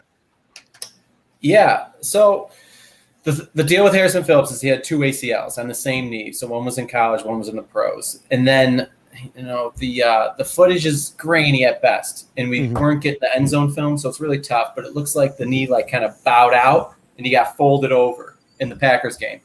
He got up. You know, what's promising is he got up and he finished 2 more plays. Okay, so that's good.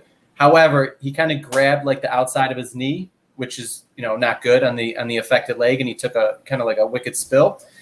And then coach said he was going to be out from week to week. So I assumed he had an LCL sprain. So that's the ligament on the outside of the knee. And usually those don't heal well because they don't have good blood supply. So I was thinking it was about at least a 4-week injury. And the fact that they didn't put him on the IR, because I thought they were going to put him on the IR, I was like, okay, all right, could be anything, probably the LCL, but maybe it's very minor. And then boom, he was back practicing. I mean, the guy, does anyone agree Harrison Phillips got way more jacked this offseason?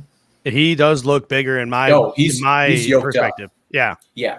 And he looks phenomenal on the field. He did until he got hurt. So do I think he's 100%? No. But do I think he's in like the 90% plus and ready to play? Absolutely.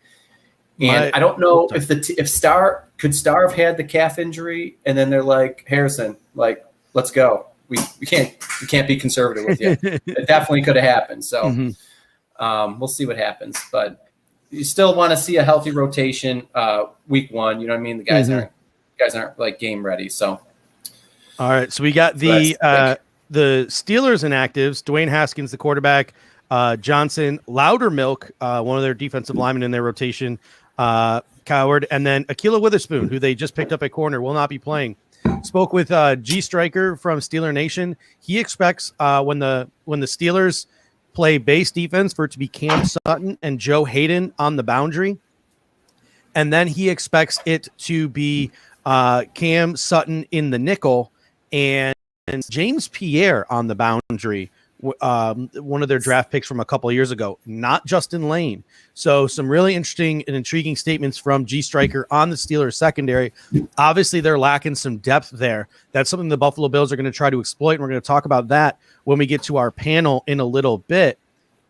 Boogie Basham, inactive, getting the AJ Epinesa treatment. This is something that we've been going back and forth on my show, the Air Raid Hour, and I want to get your take on it as someone who's clearly a fitness enthusiast. Wait, AJ Epinesa lost too much last year, had to gain some back. Boogie Basham, it appears like the Buffalo Bills probably like their defensive linemen or their edge rushers in the 265 range, at least the newer ones they're bringing in. Not so much a guy like Jerry Hughes, who they inherited. You've seen Boogie Basham weigh as light as 265, 270 in college. You've seen him as big as like a 5-tech at 280. He did look a little bigger and a little sluggish in the preseason. Do you think this is a weight thing? Do you think this is a numbers thing? And what would you do with Boogie Basham? Would you have him slim, or would you have him stay exactly where he is right now? Good question. So he doesn't have the length as the other guys, and those are the guys that are kind of pitching at 265. So I don't really know what they want to do with him. You got to look at a guy's body type. I mean, he's definitely soft in the midsection, and he's like more of a thicker guy, but he's a little shorter. What I would do with him, I would make him a guy who you could, I don't know, because like they want to do this with Rousseau, so I don't really know. But what I would do on the outside looking in is thicken him up and make him like a boss end, put him to like the strong side, make him a run stopping guy, and then have him with a lot of flexibility to move inside. Keep him in the higher range, 285 and stout, and, just use him as like a run defender. However, I don't think they're going to do that because I think they like the lean end. So time will tell. We'll see. Do I think he's inactive because of his weight? No. They knew what they drafted. I just think Rousseau was excelled at expectations, and it is more of a numbers game. Say we don't have AJ Epinesa and Rousseau. I mean, I think they're totally rolling with Boogie Basham easily as like a number 2. All right. So give us some of your thoughts on the game today. I know you're the injury guy, but you know what? You're more than that. You're an everyman here at BF, and you can be a Renaissance man. Give us your thoughts on what you expect to see from the Buffalo Bills today, and maybe give us your game prediction. Yeah, I think this is another one of those games where the Bills open the game with 22 straight passes, ping pong it downfield, and I think it's close in the first half because they kind of get bottled up a little bit, a little bend don't break on Pittsburgh. Maybe they surprise us with a score in the first half too. Maybe like a 14-10 first half, and then we just open it up in the second half. Maybe like 31-17 final. All right, I like that. My prediction is very similar. I think the Bills do win this one running away, but you got Y coming in here with a comment, and I want to get back to this a little bit. McDermott lighting a fire under Moss's ass. Do you think that this could be a situation here where, personally, I'm erring on the side right now of it's a numbers game. Devin Singletary clearly showed he was the 1A back this preseason, and that I think the McKenzie injury might be playing a little bit of a role. Maybe the Buffalo Bills want to spread out more, but Zach Moss is still is the best pass protector on this team.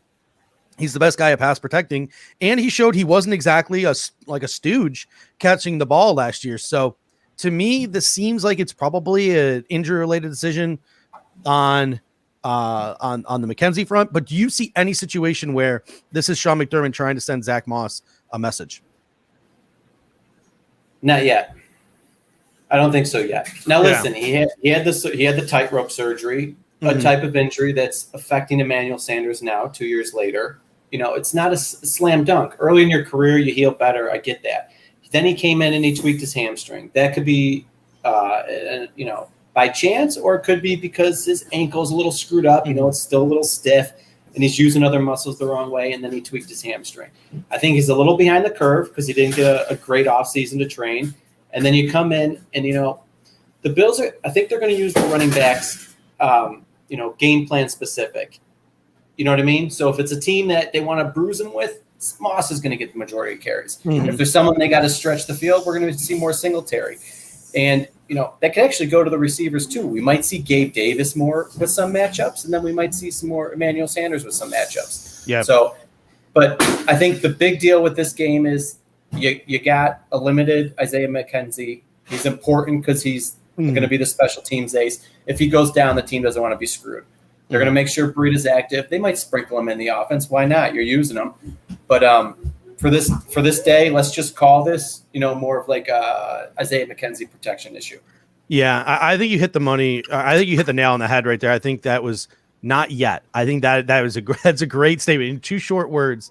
Not yet, but we could get into a situation post game where they ask Sean McDermott, like, "Hey, Zach, why is Zach Moss not playing?" And Sean McDermott could make a comment like, we just like the way Breda and Singletary performed in practice. We like what we saw them out of training camp. Zach Moss has some work to do. If you hear a comment like that from Sean McDermott post game, immediately after the game, you're like, all right, cool. They're trying to light a fire under his ass. But if he comes out and says like, it was a numbers game, we were worried about McKenzie, et cetera, that's where we probably get into a situation where it's just a numbers game. And this is a really good football team, right? Like we literally sat here and we tormented ourselves over who was going to make this 53-man roster. And I made the comment on cutdown day, like, you guys think this is hard? Wait till we have to cut down 5 guys on game day. And sure enough, first game, 2 names on this inactive list are going to get Bills fans in their feelings. And those 2 players are Boogie Basham and Zach Moss. So it'll be really interesting to see. Question here from Bills Mafia Man 55.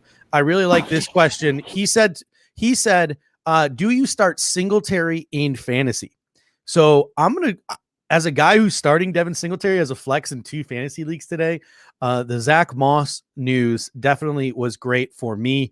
I didn't touch Zach Moss with a 10-foot pole in any of my leagues, even though I think that the Buffalo Bills are going to utilize Zach Moss a decent amount this year. I always saw him as a handcuff to Devin Singletary unless anything crazy happened. And I always saw him as sort of, at least fantasy-wise, a guy, barring injury, you didn't want to rely on from week to week. So he was more of a bench player. But what are your thoughts on possibly using Devin Singletary in fantasy this week? Definitely a flex play at this point. Unless you have a better option. Just remember, though, I still don't think they're going to be running the ball down the Pittsburgh Steelers' teeth. You know what I mean?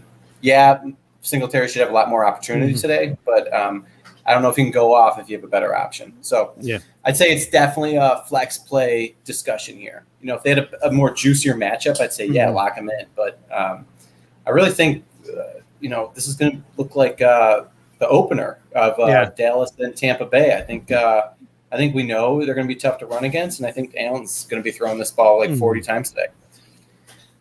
Yeah, and then, I made this comment on our Air Right Hour podcast as well, and it was, and the comment I made was this: I think the Buffalo Bills this year are very much going to go with the hot hand at running back.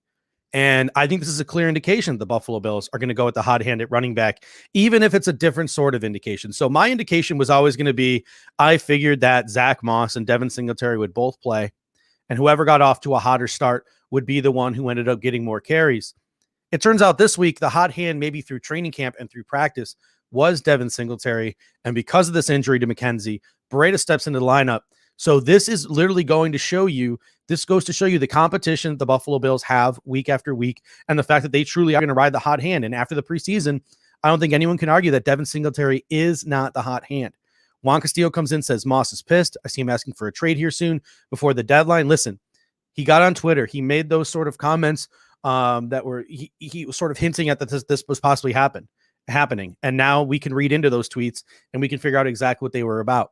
Clearly in his feels, he's a guy who was a 3rd-round pick, Pac-12 player of the year. He's used to being the star on every team he's on. I don't think he's going to demand a trade here at the deadline. I think this is probably going to end up being a 1, maybe 2-week situational thing based on injuries. And I think Zach Moss is still going to be an integral part of the offense this year once Isaiah McKenzie is 100% healthy and once they feel comfortable that they don't need sort of that buffer behind him. So I wouldn't worry too much about him asking for a trade. I don't think you're going to see that. I don't think Zach Moss is the kind of player in this league who really could ask for a trade. He doesn't have that kind of he just doesn't have that kind of seniority in the league yet. But Alex, we're gonna get a thigh dance before we go take a live look in the stadium at Highmark. Does anyone want to see it? I think the people want to see the thigh dance. Dawn came here just for the thigh dance. For real? You got Dawn's here. Yeah. All right, ladies and gentlemen, for those of you who don't know, you're about to get an experience here.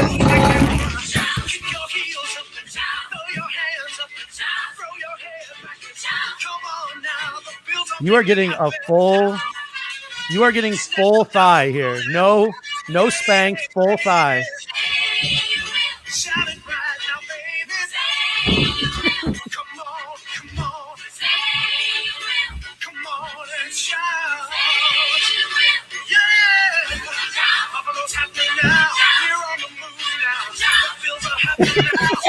All right, ladies and gentlemen, we will be back in 1 minute live from Highmark Stadium with Clay Troya and Alex Schrenk.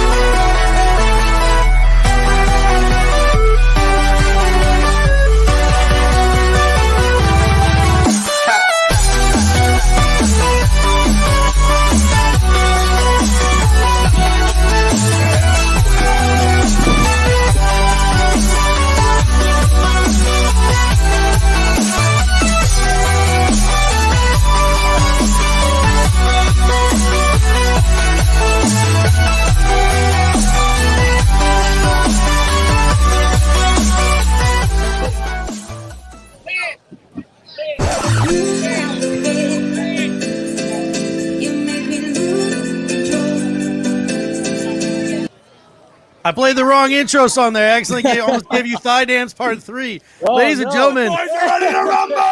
Oh, look at them go. Zeba, Clay, and Alex in the house. Gentlemen, paint a picture for us. What is it like? First real tailgate in 2 years outside of Highmark Stadium today. I'll let Alec take this first one here.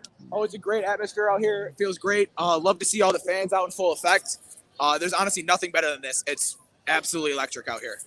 All right, but he said describe. What's the question? He said describe. Paint a describe the picture, feel Bot. here. Paint a What's it picture. like out here? All right, well, here's the picture. Call me Bob Ross on the beat real quick. Judge, I pull in.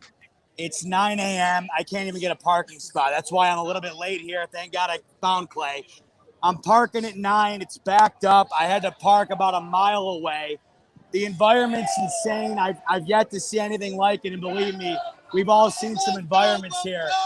But to put it into a short summary, these fans, including us, are ready to get back into that stadium and make it rock. Everybody is stoked to be back here. What is the feeling? Like, how are the fans? What are they saying? What predictions are they giving? And did you see Brother Bill get thrown through the table in the Hammers lot? Take that one, Clay. Yeah, so I did not see Brother Bill get thrown through the table at the Hammers lot, but people are excited here. People are saying we're going to shut them out. People are getting excited. There's a few Steelers fans here. It's not too bad. I was honestly expecting a few more Steelers fans to be here. Yeah, it's kind of light, to be honest. It is a little light, but it's been respectful. A little bit of trash talking, but nothing too serious. So it's been really nice. It's been a really good, positive, happy atmosphere here. So I've been very pleased with it so far. You know what's interesting, Judge, that I've found? I haven't met a soul yet who's even considered the possibility the Bills lose today. And it's not even that the Bills lose. I haven't met a soul that thinks the Bills are going to win tight. Everybody thinks this is going to be 2 scores plus. I don't know if it has me scared shitless or it has me pumped. But either way, man, I mean, I'm ready. And I know I talked to you 2 weeks ago. We were talking about the spread because I thought a full touchdown was pretty heavy. But I texted you last night. I said the more I thought about it, do we have any reason to think the Bills can't cover a touchdown spread against the Steelers team that absolutely fizzled out at the end of the year a year ago? So there's no reason why fans shouldn't have nothing but the highest expectations walking into the stadium today. Chances you guys pop an eardrum. Chances you pop an eardrum today. Chances we pop an eardrum today. Oh, it's almost a guarantee. Almost an absolute guarantee. Like this, it's going to be erupting. The first drive is going to be absolutely crazy. First score the Buffalo Bills have this year is going to be absolutely electric. No one's going to be able to hear nothing like it. Do you think Stephon Diggs will ever want to play anywhere other than Buffalo after he hears this crowd of 72,000 after he catches a touchdown pass? Absolutely not. No. Are you ready for the train horn? Oh, Yeah, I'm so excited. I am ready for the train horn. It's been way too long. Yeah. All right. People say they hate it, but the train horn gets the people going. It does get the people Gets us going. ready. I Gets us need ready for you- third down. I need you to find somebody in that Find crowd, the and guy I need who you to hates bring it them to have a onto the screen. Okay. Find someone who's willing to come on screen with us right now. Let's see. We got a guy wearing full Zubas pajamas. Should we go get him? Let's go get Zubaz pajamas right now. Go get Zubaz pajamas. Clay is on the move, right, ladies and gentlemen. This is the man himself right here. Hey, buddy, is it okay if we interview on this live show here? We're on a live show right now. Do you want to get in here for an interview? Hey, we're going to call you. So, What's up? We've been calling you Zubaz Pajamas. What is your real name? And tell us a little bit about your Bills fandom. Yeah, so this is a hazardous material suit, Ooh. but it's pretty snazzy, so I call it a snazmat. Yeah. I love it. We're trying to keep safe in the times of the COVID-19 virus. Yeah, You got to can't keep be yourself too safe. safe. You know. Give us your prediction on today's game. Well, I think that I'm going to say 35 to 13. I love Buffalo it. I love Bills. that confidence. Yeah. I love that The confidence. Steelers, they're going to be running the ball, but I have a lot of faith in our new defense. I think they're going to be very quick, very active. I think they're going to be playing the entire game at a high level as a unit. All right. So give us a go, Bills, before you head out here. Give us a go, Bills. Give us a go, Bills. Yeah, let's go, Buffalo! Woo! All right, Yeah! Clay, go find someone else, Clay. Clay's on the move. Go find someone else, Clay. He said you got to be on the move. Judge, what do you say? What do you say? We interview a Steelers fan real quick. Oh, yeah, let's do that. All right, great. Hey, Steelers fans, it. we're live. Anybody want to do an interview? Yes. All right, we're here. You guys made your way. Are you guys local? Pittsburgh. Let's talk real quick. What do we think about today? You know, it's going to be a great game. I think it's probably a 50-50 coin toss. Who wins? And if you flip that coin, It's a fucking slaughter. Okay. The Bills are gonna kill them. well, I'm in more agreement with my man here. I'll talk to the boys in black and yellow. Let me get your non-biased opinion. I mean, going in here, how do you feel? A tough opener, no doubt. I think it's Stephon Diggs is going to have about 12 receptions because they're going to put him on. Well, your secondary's hurt. Well, what happens is they isolate him on a linebacker. Right. They just All right, so your honest opinion, gun to your head. How do we feel, boys? Steelers 24, Bills 21. All right, that's fair. You got to Enjoy the game, respect fellas. it. Got to respect it. I mean, I can't dog anybody. Nobody's going to go against their team. But you could feel the fear in their face, Dude, Josh. I love the fact that he gave us some serious analysis there. Stephon Diggs in the slot up against the linebacker. I like that. Well, listen, if I was that. coming in having to face Stephon Diggs, I wouldn't be too pleased either. But as we know with the Steelers D, their front line's terrific. Their back end not so much. And you got to wonder as a Steelers fan, what team's going to show up? The first 11 weeks or the tail end of the season? That's what I'd be asking right now if I was a Pittsburgh fan. All right, gentlemen, I want all three of you over the next 5 minutes to share your thoughts on this matchup and your predictions for this game. Yeah. Okay, I'll start on this one too. So my thoughts, I think it's going to be a pretty good game. I'm a big fan of Matt Canada and what he does, and I think he's a good coach. So I think it'll be interesting to see what he ends up doing, and if that's ready to kind of, ready to go week one, and if Ben Roethlisberger and that offense is ready to run it the way he wants to run it. Tremaine Edmonds is a big key to the game. I think they're going to try really hard to confuse him. Harrison Phillips, I think, is going to have a good game. And then we just want the wind to stay a little bit more calm so that we make sure that Josh Allen can get the ball where he wants it to go. Okay. He said, give us your prediction, your thoughts on the game. I think that we're going to see a lot from the D-line today. We're going to see a lot of pass rush, a lot of good pass rushing stats from the D-line today. I feel like the wide receiver can have a field day, wide open over the middle, deep routes, everything. When you're slinging the ball around, it's going to go absolutely crazy. I think we're not going to run the ball a lot today. Second is going to lock up. I think we're going to see a lot out of Levi Wallace. I think hopefully we can see a couple interceptions. We'll win the turnover battle. I'm expecting that. All right, we got to get Z-Bot in here now. Scotty Farrell himself. Yeah, here he is. Listen, here's the thing about this game. The Bills are used to opening up against the Jets. This is the first time under Sean McDermott where they have had to open up against an opponent nearly close to what the Steelers are. It's not an easy task. I think we're treating it a bit. I like that. I like that idea. I think we're treating it a bit more lackluster than maybe we should. But yet again, after what we saw last season, is there any reason not to? It's a different year. The Steelers have upgraded their line. I just look at the Steelers as a unit right now with an aging Ben Roethlisberger, desperately trying to find a run game. I don't think they match up with the Bills whatsoever. I think the defense is going to lack against an offense that looks incredibly potent in the Bills. Now, I can't help myself, Judge, but think. The Bills are going to run them out of the building. I don't know what it is, and I got to tell you, I've been to many a home opener. I can't remember the last time I've walked into this stadium this confident. So with that said, my final score, I'm going to give it Bills 27, Steelers 13, in a game that doesn't feel close, but where the Bills really open it up towards the end. Awesome. Gentlemen, before you guys head out, I need you to turn to the crowd, and I need you to start a shout chant. Oh, too easy.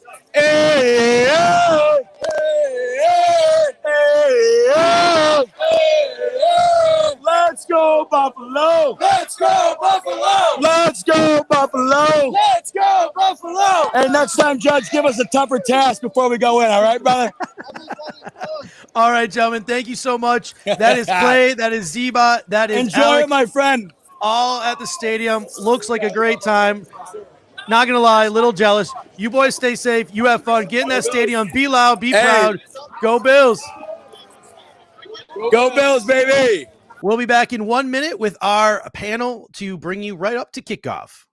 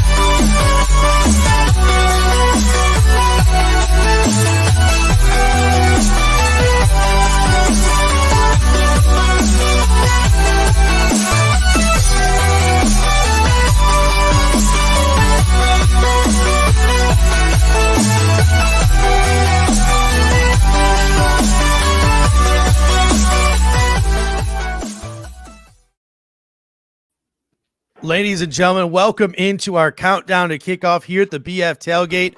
I am joined by the 585 Reports Mitchell Brodeur and Sports Rock 2 Ryan Sullivan. And I'll tell you what, ladies and gentlemen, my heart is full. Look who is back. He has made a couple of appearances this offseason on the writers' room, and it's the regular season, so you know it's go time for the former editor-in-chief himself, Adam Nannini. Welcome back, Adam, to the BF Tailgate. And I'll tell you what, boys, we have ourselves a task in front of us, because that scene in that stadium was raunchous. So we're going to have to bring it. I know we got Zach Vaughn in the background, and Zach, I will get you in here in one quick second as well. But I want to get right into it, and I want to talk about confidence level heading into this football game. What are you most confident in? What are you least confident in? Where are you at right now? Adam, I see you grimacing, so I'm going to start with you, my man.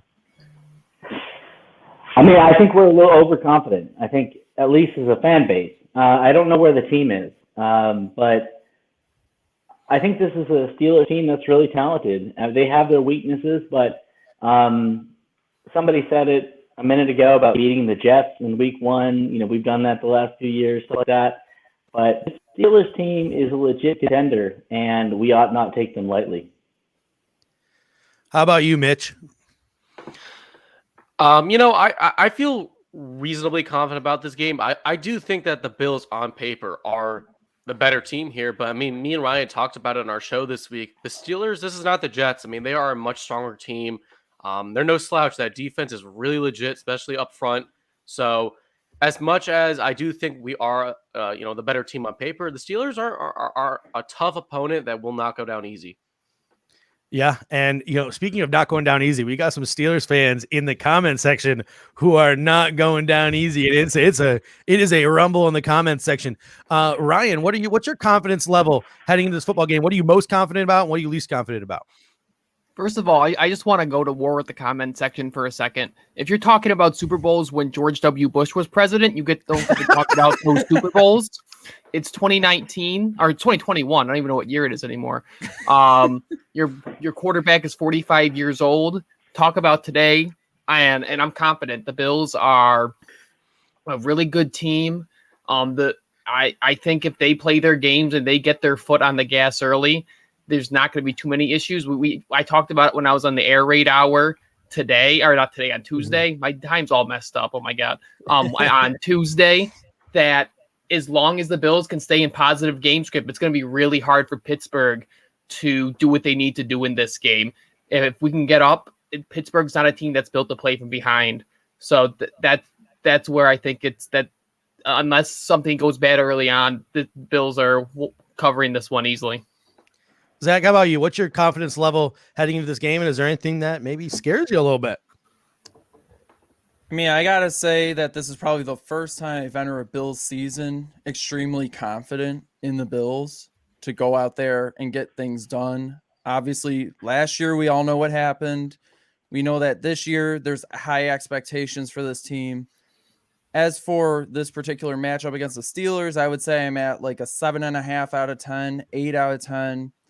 Again, and I'm not trying to say this to be overconfident in them. Obviously, it's a new season. It's a new team. I think even McDermott and Bean had even mentioned something about where it's a whole new vibe, and they spent the offseason trying to keep people in check about that. So I'm just confident that the Bills will be able to go out there, execute their game plan, get the job done. As for what would concern me potentially, I would have to say at this point, Najee Harris is probably their biggest offensive threat on that team. And if he's as good as he was in college today, they're going to have a problem. All right. So I'll tell you what, just from my perspective, and I've made this comment for the last 2 weeks now. The Bills have never played a team as good as the Pittsburgh Steelers, and I've never been less scared. Like there's not an ounce of concern flowing through me. Usually by now, at this point of a season opener against a team like the Pittsburgh Steelers, I'd have to keep myself from vomiting. That's how nervous of a wreck I would be on the inside. And I'm as cool as cucumber right now. Now I fully understand that maybe 5 minutes into kickoff, that could change drastically. The Pittsburgh Steelers could march it down and kick a field goal, and I'd probably start having a panic attack. But I've never been more confident in this football team, and there's just an aura around this team. We're so good, we sat Zach Moss today. And let's have that conversation right now. What do you guys think is behind the benching of Zach Moss? Do you think it is maybe just game script related? They wanted some speed in the lineup with Matt Breida. Do you think it's personnel related? Maybe they want a buffer behind Isaiah McKenzie, who's playing through an AC joint sprain, have a backup kick returner? Or do you think they're trying to send a message to Zach Moss that maybe what he's doing right now in practices isn't good enough? What are your guys' thoughts on Zach Moss's inactive? Mitch, I'll start with you since you're right next to me, and then I'll work on a way to figure out this whole roundtable situation as we go. Yeah, so Zach Moss being inactive, I for me it's two things. I think I do think it is game plan specific. I mean, Brian Dable, one of the biggest things about him that we've seen is that he's a week by week kind of a guy, right? When it comes to the game plan, what players he wants to implement, what he wants to do on offense. And it's possible he looks at the Steelers front and says, hey, I want guys that we can get the ball out of Allen's hand quick to, who can make plays after the catch. And Matt Breida can certainly do that. We saw it throughout the preseason, with his great long speed.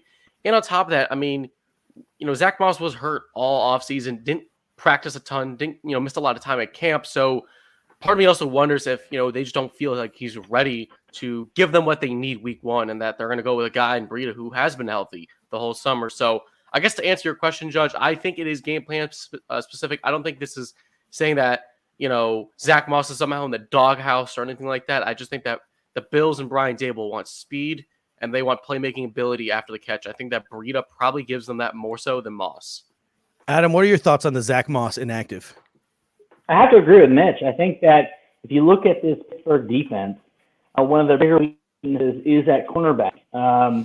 I think the Bills are going to attack the outside. You're going to see a lot of short passing game, that sort of thing. And you are not going to see the Bills pound the rock. I mean, Zach Moss is a good running back. He's solid, good in pass protection, not the best receiver.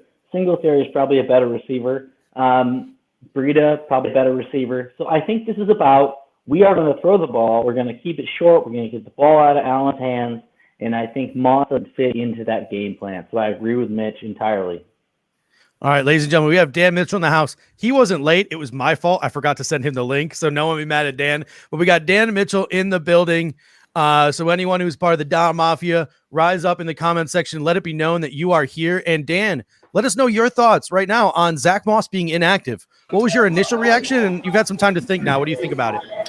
Yeah, well, first off, guys, I really appreciate you having me on. I'm sorry if it's a little loud. I'm currently at a Bills backer bar in South Carolina right now. I'm telling you, it's fucking packed right now. So if you hear loud people in the background, that's exactly it. But I'm not going to lie to you. And really just judging off of what Adam just said, I am not surprised whatsoever. When you end up looking at the front seven from the Pittsburgh Steelers, they're going to be physical. They're going to be bringing pressure. And the one thing that we can circumvent that with is speed in the backfield. And that is exactly what Breida brings to the table. There's going to be a lot of pressure, and having a running back like that can burn you with the legs, and at the same time is probably our best option on the entire roster as a pass catching back is concerned. the move makes a lot of sense for me. I do think a lot of people who took Moss in like the 5th or the 6th in fantasy are probably super fucking pissed about it. But regardless of the fact, my expectations are high for sure. I do see Singletary probably dominating most snaps, even though I really don't foresee us, reverting into a run first type scheme offensively. But overall, big fan of this move. We got the Spud coming in. He says, "Who's Dan Mitchell?" Dan, let the people know, if they don't know where you are, where they can find you. Absolutely, man. Hey, listen, I'm a Buffalo Bills YouTuber. I've been doing it for about 2 years. I have an individual channel. You can find me at just Dan Mitchell. Just type that in. You'll see all my content. I put out almost daily videos. I tried doing it in the summer where I said that I would do a daily video every single day. I have no idea how y'all did it. I was about going crazy after day 45. I said, fuck it, I'm out. But still relatively consistent. I'm going to be streaming my live game reaction at 12:50. If anybody wants to tune in, watch me get wasted and cheer on the Bills to the first chapter of their Super Bowl run. All right. The other surprise inactive this week was probably Boogie Basham. And maybe it shouldn't have been a surprise. Maybe Boogie Basham is going to be getting that AJ Epinesa treatment. But Ryan, I'll start with you. What are your thoughts on Boogie Basham being inactive this week? Me and Mitch talked about this through the preseason games, and we kind of, as soon as we saw Boogie playing into the fourth quarter of that game, we kind of identified him as a guy that would be that inactive like AJ Epinesa, just because of the way they like to do things. And, we saw F.A. Obata have showed really well. So there's just, with the depth on the defensive line, there's no issue with allowing him to come along. It's going to be hard to get all those guys snaps. I don't think there's really going to be an opportunity where you have all of them active anyways. So I think it's a good thing. I think it's good when you can have a second round rookie and you don't need him to come in and produce right away. Like look at the Steelers today and what their issue is. They're relying on rookies to produce. They're relying on Dan Moore to stop Jerry Hughes. They're relying on Kendrick Green to stop Ed Oliver, Vernon Butler, and Justin Zimmer. They're relying on rookies. They're relying on Pat Freiermuth. They're relying on Najee Harris. We don't need to lean on rookies today, and that tells you about the depth of this team. So it's not something that's ultimately too concerning to me, and nothing that's really too surprising to me. Zach, what are your thoughts on Boogie Basham getting the early season inactive?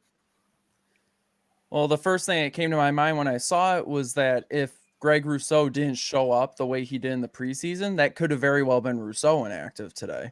But I also think, too, that, like you were mentioning, F.A. Obata, I see him and Basham sort of as a similar type, especially because they both have that inside-outside flexibility on the D-line, and that it's not surprising that they chose to make one of the rookies inactive. So I'm not really surprised by it. I will say I would have liked to have seen what he could do. But of course, assuming Obata's filling in that role, I'm excited to see what Obata can do as well. So, all right. So let's move on to talk a little bit about maybe the philosophy behind the offense and the defense today. The Buffalo Bills on offense. Here's what they can expect from a Pittsburgh Steelers defense. This is a defense that lost Mike Hilton in the slot, that lost Steven Nelson on the boundary. They are being replaced by Cam Sutton in the slot, and most likely either James Pierre or Justin Lane on the boundary. I spoke to a Steelers insider this week. He expects it to be James Pierre on the boundary. So they are very thin in the secondary. Terrell Edmonds didn't even get his fifth-year option picked up as their strong safety. They are very stout up front, despite the fact that they're missing Stephon Tuitt. And I've also been reading some articles this week where there's an expectation where we could see some snaps today where there are 3 outside linebackers on the field for this Pittsburgh Steelers, and Alex Highsmith, Mark Ingram, and TJ Watt. So things could get really interesting for this Pittsburgh Steelers defense, and they could be giving the Buffalo Bills a bunch of different looks. Dan, you had an interesting take this week. I was watching a couple of your YouTube videos. What is your take on how the Bills offense is going to be successful against this Pittsburgh Steelers defense today? Yeah, man. So, I mean, like you said, their secondary is wildly backed up, but what I'm really going to be looking at is that middle of the field, the linebackers, when it comes down to it. When you're looking at Highsmith, and then when you're also looking at Devin Bush. Devin Bush is coming off of an ACL injury. In my opinion, I have a feeling that man should not be playing right now. He is not going to be 100% whatsoever. Saquon Barkley tore his week 1 last year. He's barely back today, and Devin Bush did his week 6. Between him and Highsmith, who is questionable, neither of them are going to be full speed and making an impact in this game. I sincerely see Cole Beasley having a hell of a day. If Dawson Knox can catch the ball, I have him having a hell of a day as well. Josh Allen really being able to attack those short to medium ranges in the middle of the field, there's going to be some significant mismatches. While there are some concerns from, of course, Minka Fitzpatrick. I mean, he's the type of safety that is going to absolutely break up games at the end of the day. I think that once Josh Allen ends up and the Bills offense ends up running those 5 wide sets, it's going to be too much for them. It's going to be too much for them at the end of the day. But look at Josh Allen to start picking apart those short to medium range passes in the short middle of the field today. I really anticipate seeing that. Adam, how do you think the Buffalo Bills are going to be attacking this Pittsburgh Steelers defense? Well, in terms of how they should attack them, I disagree slightly with Mr. Mitchell about Mr. Devin Bush. I mean, Bush is an athletic freak, and he's even 80% of what he can be. He's someone to watch out for. I think we need to get the ball out of Allen's hands quickly. What I would like to see is a lot of maturity out of Allen today, a boring game. I'd like to see his yards per attempt low. I'd like to see a lot of 4 or 5 yard passes with the occasional deep throw, but long, sustained drives. This is a defense that can get at you, and I want him to avoid Minka Fitzpatrick at all costs. So I see him attacking the outsides and taking advantage of the weakness of the Steelers with the outside. And I don't think Hayden can keep up with Stephon Diggs or anybody on that defense. Mitch, how about you? What's the bill? If you are Brian Dable, what are you dialing up today to score points on this Pittsburgh Steelers defense? I mean, not to sound like a broken record kind of with everybody else, but I think that it's going to be a lot of targets for Sanders, for Beasley, guys who can get open quickly and just allow Allen to get the ball in his hand quick. I think that's kind of what we saw also last year when, they got off that slow start, but started turning things around that second half, is that Dable got the ball out of Allen's hands, quickly. And I think that that's probably going to be the game plan again today. So yeah, Cole Beasley, Emmanuel Sanders, and, Dawson Knox are guys that I think could be a big part of the game plan today for sure. Zach, if the Buffalo Bills do decide to run the football today, which not many people are prognosticating, how do you think they're going to find success in the running game against a team like the Pittsburgh Steelers?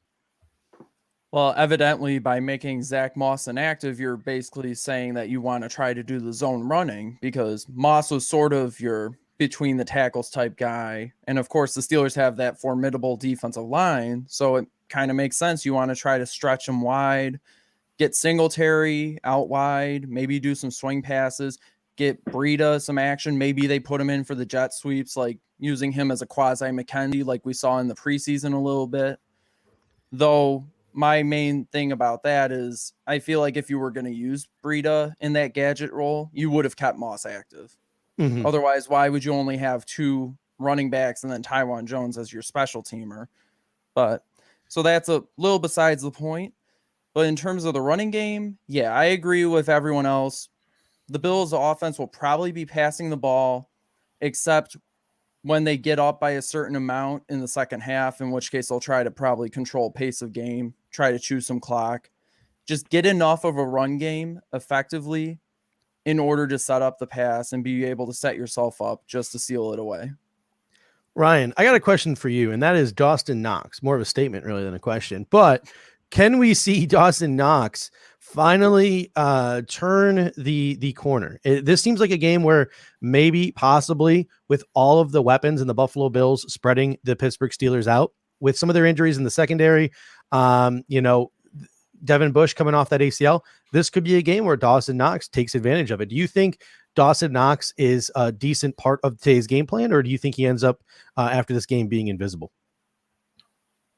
The way Dawson Knox found success last year was plays that were kind of drawn up for him, right? So I think we have to manage our expectations, not because of the player Dawson Knox is, but because of the way the Bills use their tight ends. I think unless you have a Darren Waller, this isn't an offense that's going to focus in on the tight end So what I want to see from Dawson Knox, because I'm sure there'll be 2, 3, 4 plays in this game that are drawn up, whether those are, you know, in the red zone leaks, they get him free, whether those are, you know, stuff and kind of the on the plus side of the field, trying to scheme him up to get him open over the middle. I think a successful game for Dawson Knox isn't going to be something where he's getting 100 yards, but if he can catch 4 passes for, you know, 50 yards and he doesn't have a drop and he's efficient and he can run after the catch, that's what it looks like. I don't ever really see a game where he is the focal point,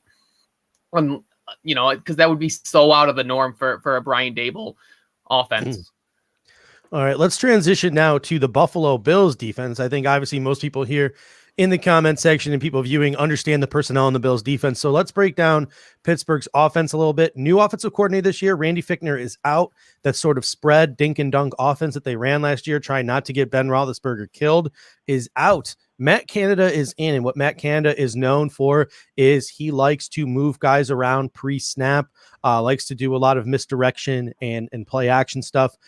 Speaking with some Steelers insiders this week, G Striker from Steeler Nation, he thinks that will buy Ben Roethlisberger more time this year, and that the Pittsburgh Steelers, despite having 2 rookies along the what on paper looks like a fairly shaky offensive line, at least early until they can start to gel, will help Ben Roethlisberger get the football down the field. And obviously they have added Najee Harris from Alabama, looking to maybe recreate what they had in Le'Veon Bell. So Pat Freiermuth had 2 touchdowns in the preseason. We could see some 12 personnel, a lot of 2 tight end with Ebron and Freiermuth, a lot of Najee Harris, a lot of misdirection. What are your expectations for the Steelers offense? And if you're the Buffalo Bills, how do you go about defending it? Mitch, I'm going to start with you.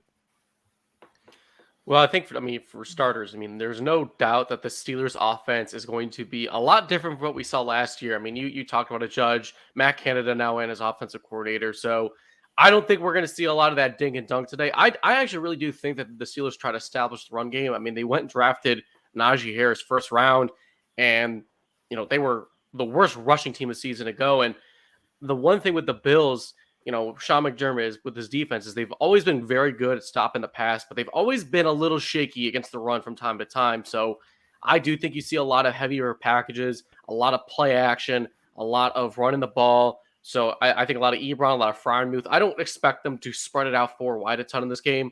So that's what I'm expecting from them today. But, hey, I could be wrong. Yeah. We got Brendan P coming to the super chat. Brendan P says, so much love to the whole Buffalo Fanatics team. You all have me pumped for this season. It's a different feeling this season for sure. Go Bills. And I'll tell you what, shot of adrenaline, Zebot, Alec, and Clay in the parking lot. That shit was literally a shot of adrenaline. If you have a chance, hit the old rewind button and check it out. They were with us in the last hour, and man, that was a lot of fun as they were walking into the stadium. So thank you, Brendan, for that super chat. Super appreciate the super chat. Dan, let's shift to you. How do you think the Pittsburgh Steelers offense comes out, and how do you think the Buffalo Bills defend it? So this is what I'm going to anticipate. I have a feeling that the Pittsburgh Steelers are really going to try starting off and trying out their new shiny toy in Najee Harris. I have a feeling when it comes down to the Bills defensively, that needs to be your number one concern. Because last year the Steelers, as you know, and as Bills fans, we really can't talk. They didn't have much of a run game last year. I have a feeling that they're really going to go to him early and often, especially in the first couple of quarters. Now, what a lot of people don't understand is the fact that I don't understand the Najee Harris hype, especially when you have an offensive line like the Pittsburgh Steelers have. If this line is as bad as PFF and all other media heads are predicting it to be, they're going to need Najee Harris to go ahead and be able to run up to the outside, but I have full confidence. Sorry about that, guys. Yeah, so I have full confidence when it comes down into our linebackers to be speedy enough to catch him on the outside. As far as Big Ben is concerned, I'm unfortunately going to have to disagree respectfully with Mitch. I have a feeling that he's going to continue to go with his dink and dunk type style. Number one, because his offensive line is not going to be able to protect him. Even though that's not much of a factor because Ben Roethlisberger was the second fastest quarterback last year when it came to getting the ball out of his hands. Ben isn't that quarterback that's going to be able to stretch down the field as often as he used to. So as long as we can contain Najee Harris, I have a feeling with the Swiss cheese of an offensive line that our defensive line is going to be going up against at 1 o'clock today. Najee Harris is going to be our number starter. Our secondary is going to eat up any type of mid-range or large pass down the road. Adam, we have all of these shiny new toys on the defensive line.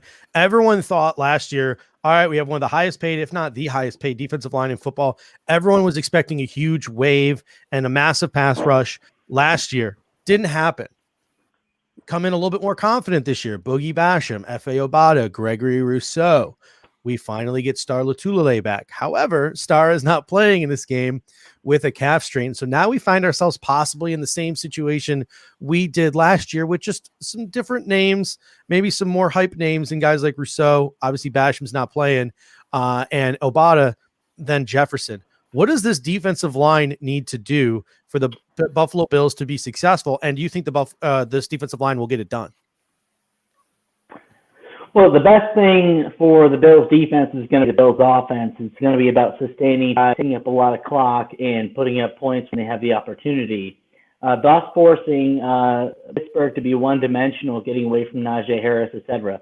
In terms of the defensive line, we need to see a great game from Harrison Phillips, who has looked solid this preseason. I know he's been dinged a bit, but wouldn't be surprised if we see a decent amount of A.J. Klein filling those run gaps. I don't think we're going to see a whole lot in terms of like sack numbers. I mean, let's face it, Big Ben isn't easy to take down even if you get to him, and he's getting the ball out of his hands quickly.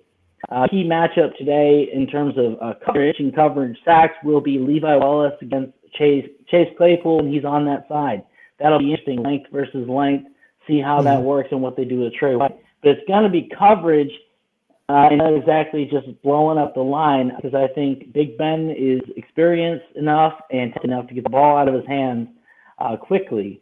So look for big sack numbers today, but I wouldn't be surprised to see some pressures, cover sacks, and a lot of pressure.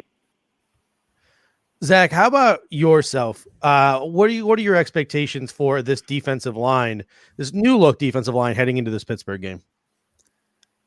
I would expect them to. I think that the Bills defensive line heading into this game, they'll probably get a decent amount of pressure on Big Ben. But the question is whether or not Big Ben already has the ball out of his hands by the time they get pressure.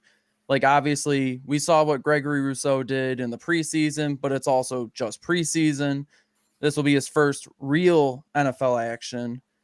And I think he could, if he's matched up against the rookie, he could do pretty well.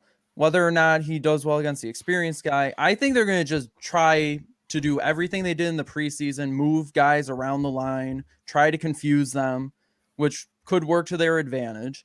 So I'm expecting maybe a couple of sacks, because they'll probably get a couple sacks, but a lot of it will be about pressure and whether or not the corners can hold up in coverage for long enough to generate those types of pressures, force Ben to hold the ball, because he's very good at getting rid of the ball quickly.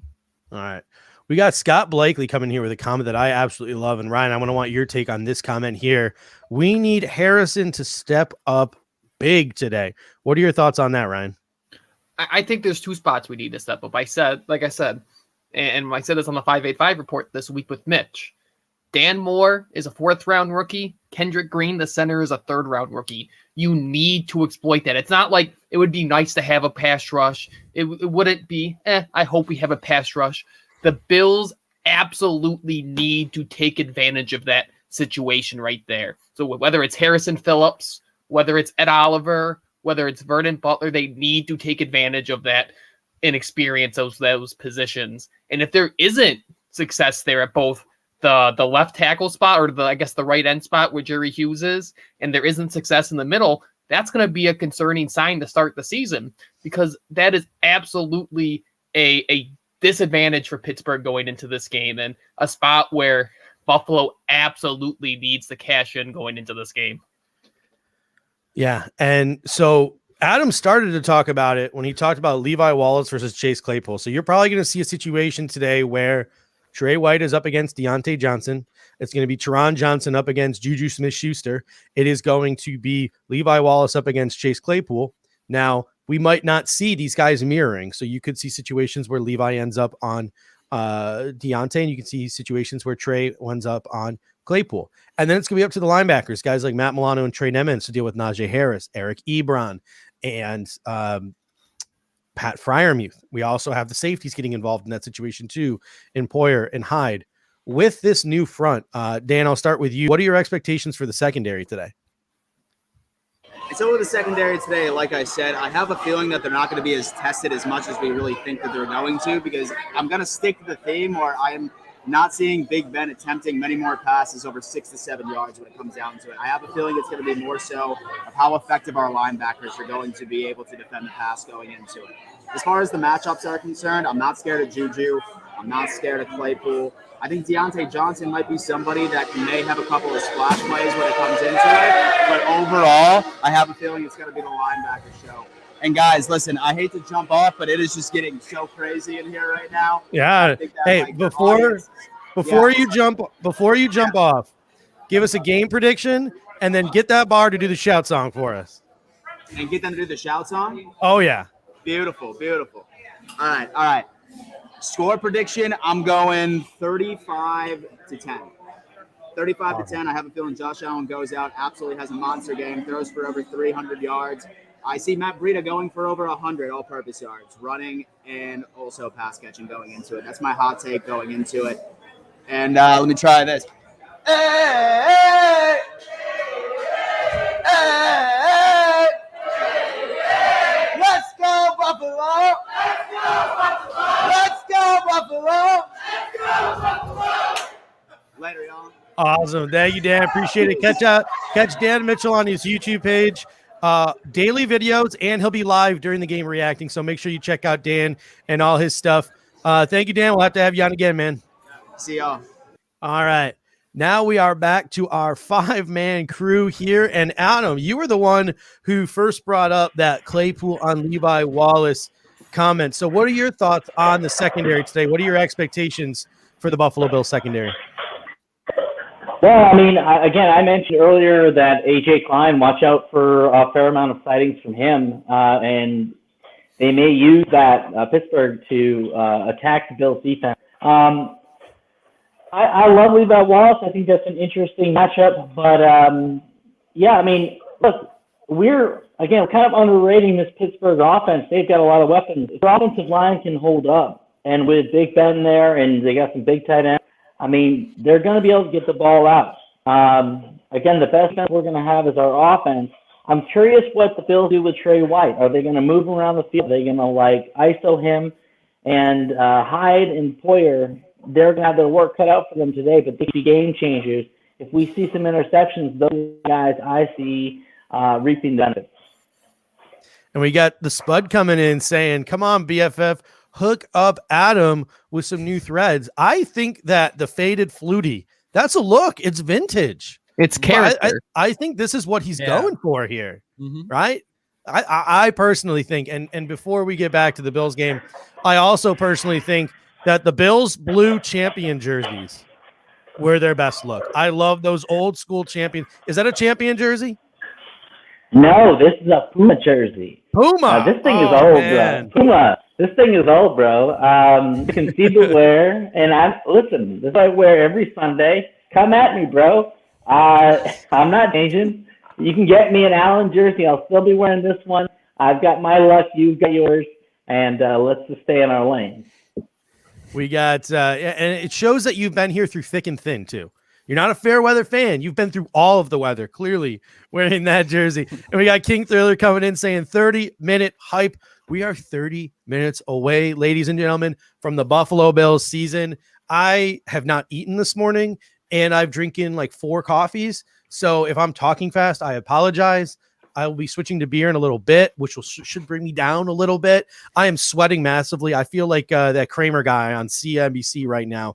Just mad money all around. I'm losing my absolute mind right now. Football is back. Zach. Oh, Mitch. We haven't gotten to you in a while, Mitch. What are your thoughts on the Buffalo Bills secondary today? This secondary, I've argued it's been the strength of this team probably until last year when the receiving core overtook them. So, listen, yeah, the Steelers, they got some real good weapons. Claypool, as we know, he's a big play machine with his size and speed and what he brings to the table. But having Poyer and Hyde and you're back into the secondary, like I don't think fans realize how much of a challenge that is for opposing offenses to have to deal with those two because they take away the deep ball. They're good in run support. Like I feel confident the secondary is going to be able to totally hold their own against the Steelers receiving core. And also with this, with the Steelers receiving core, we don't know who's still that kind of go-to guys for Ben. Like we know for Buffalo, like big third down conversion, like you can always kind of go to Diggs. Like is it Claypool? Is it Johnson? Is it Juju? Because they don't have that kind of go-to guy, I feel confident that the secondary is going to be able to take care of business against those receivers. All right, here's what we're going to do next. We are going to, we got Mr. Diggs coming in too. Mr. Diggs is right there with me. He's 2 Monster energy drinks in, and he has also not eaten yet. So here's the thing, and maybe you guys are like this too, or maybe I'm just weird. I can't eat before a Bills game. I can't because my stomach gets in so many knots that I will end up like throwing up if I eat at all. I'm not eating today till like 4:00. I might snack on something small here or there, but I'm not legit not eating until like 4 p.m. today. Because Mr. Diggs has got halftime wings waiting. I don't know about you guys. Any of you guys like not able to eat before a game like me? Anyone out there? Or am I just a weirdo? I don't know. I think it depends for me. If I'm at the game tailgating, I'm eating a lot before the game, but at home, I'm kind of the same way. I can't eat too much or else I'm going to get I feel it's going to come right back out. Yeah. And that's the thing too. Like if you're at a tailgate, you got people distracting you. It's a little easier to eat. Yeah. How about you? I can eat, but I always save it for, I make a great snack every week, whether it's like a buffalo chicken dip or a chili thing or something. So I'm just saving it for that. I can't put any more calories. All right. So here's what we're going to do now. We're going to shift our focus completely to the Steelers, and we're going to do this snake draft style. We're going to do Mitch, we're going to do Ryan, then we're going to do Zach, then we're going to do Adam, and then we're going to come back around, and we're going to start with offensive players. Who scares you the most on the Pittsburgh Steelers? And here's the catch. It's a draft, right? So if Mitch takes, say, Najee Harris, none of the other 3 of you could take Najee. You got to give us someone else on that offense that concerns you. And then Adam will get the first pick for defense, and we'll come back around on defense. So, Mitch, I will start with you. Who concerns you on the Pittsburgh Steelers offense? I think that's a tough question. I think I will go with Najee Harris. And I do believe that he's going to be a big part of what they try to do today. I think they're going to try to really establish that run game. I think that they're also going to use him a lot in the passing game to really test those Bills linebackers because Najee Harris, man, is explosive, especially with the ball in his hands. He's great after the catch. So I think that Najee Harris is a guy that I think is going to be a big part of their game plan today. So I'll take him with my first pick. All right, Najee off the board. Ryan, who are you going with? I'm going to go with Eric Ebron. He's a tight end who's been in this league a while, he's not spectacular, but he's an NFL quality tight end, and the Bills have shown to have issues with tight ends, and it's shown to be a spot that you can exploit against the Sean McDermott defense, not even last year, but even going back to previous years. So that's something that I would look for Pittsburgh to exploit going into this game. And it's going to be really interesting to see if either Zach or Adam pick Pat Freiermuth, because the Steelers list 2 starting tight ends on their depth chart. Freiermuth and Ebron are 1A and 1B. It'll be interesting if that's just trying to send a message to Eric Ebron, who's had some catching issues. Hey, the rookie's catching up to you. Or if it's an indication that they're going to run some more 12 personnel and you're going to see a lot of 2 tight ends on the football field today. Something the Buffalo Bills struggle with. I mean, look all the way back to the AFC wild card game last year when they were having fits with Mo Alley Cox and who's that other tight end? Jack Doyle. And some of those other tight ends. Zach, who is your pick? Who scares you outside of Najee Harris and outside of Eric Ebron? Who scares you on the Steelers offense? I'm not going to lie. I didn't expect Ryan to go Eric Ebron. I was fully expecting to trade out. But since he's here, I'm going to go. Yeah, exactly. I'm going to go with Chase Claypool. He's just big. He's physical. He's extremely good as a receiver. He's going to probably be their most dangerous receiver on the field. Nothing against Deontay Johnson. I know he's been very solid for them, and he's probably like one of the guys people sleep on that offense. But Chase Claypool has to be I would almost say he's like the Bills' top priority as their corners trying to defend the receivers. Again, no offense to Deontay Johnson, Juju Smith-Schuster. He's okay. He's fine. He's a good wide receiver too, but he hasn't been the player that everyone thought he would be, especially when Antonio Brown left. It's just massive disappointment for that regard. But yeah, Chase Claypool is probably the wide receiver that would scare me if I were Leslie Frazier. All right. So, Adam, we got Najee off the board. We got Eric Ebron off the board. We got Chase Claypool off the board. Who is the next guy up on the Steelers offense that scares you? I'll take the low-hanging fruit. You know, he's become kind of a butt of a joke based on how he ended last season. That's Ben Roethlisberger. But let's face it, Ben Roethlisberger he's a Hall of Famer. He's one of the best quarterbacks in the last 20 years.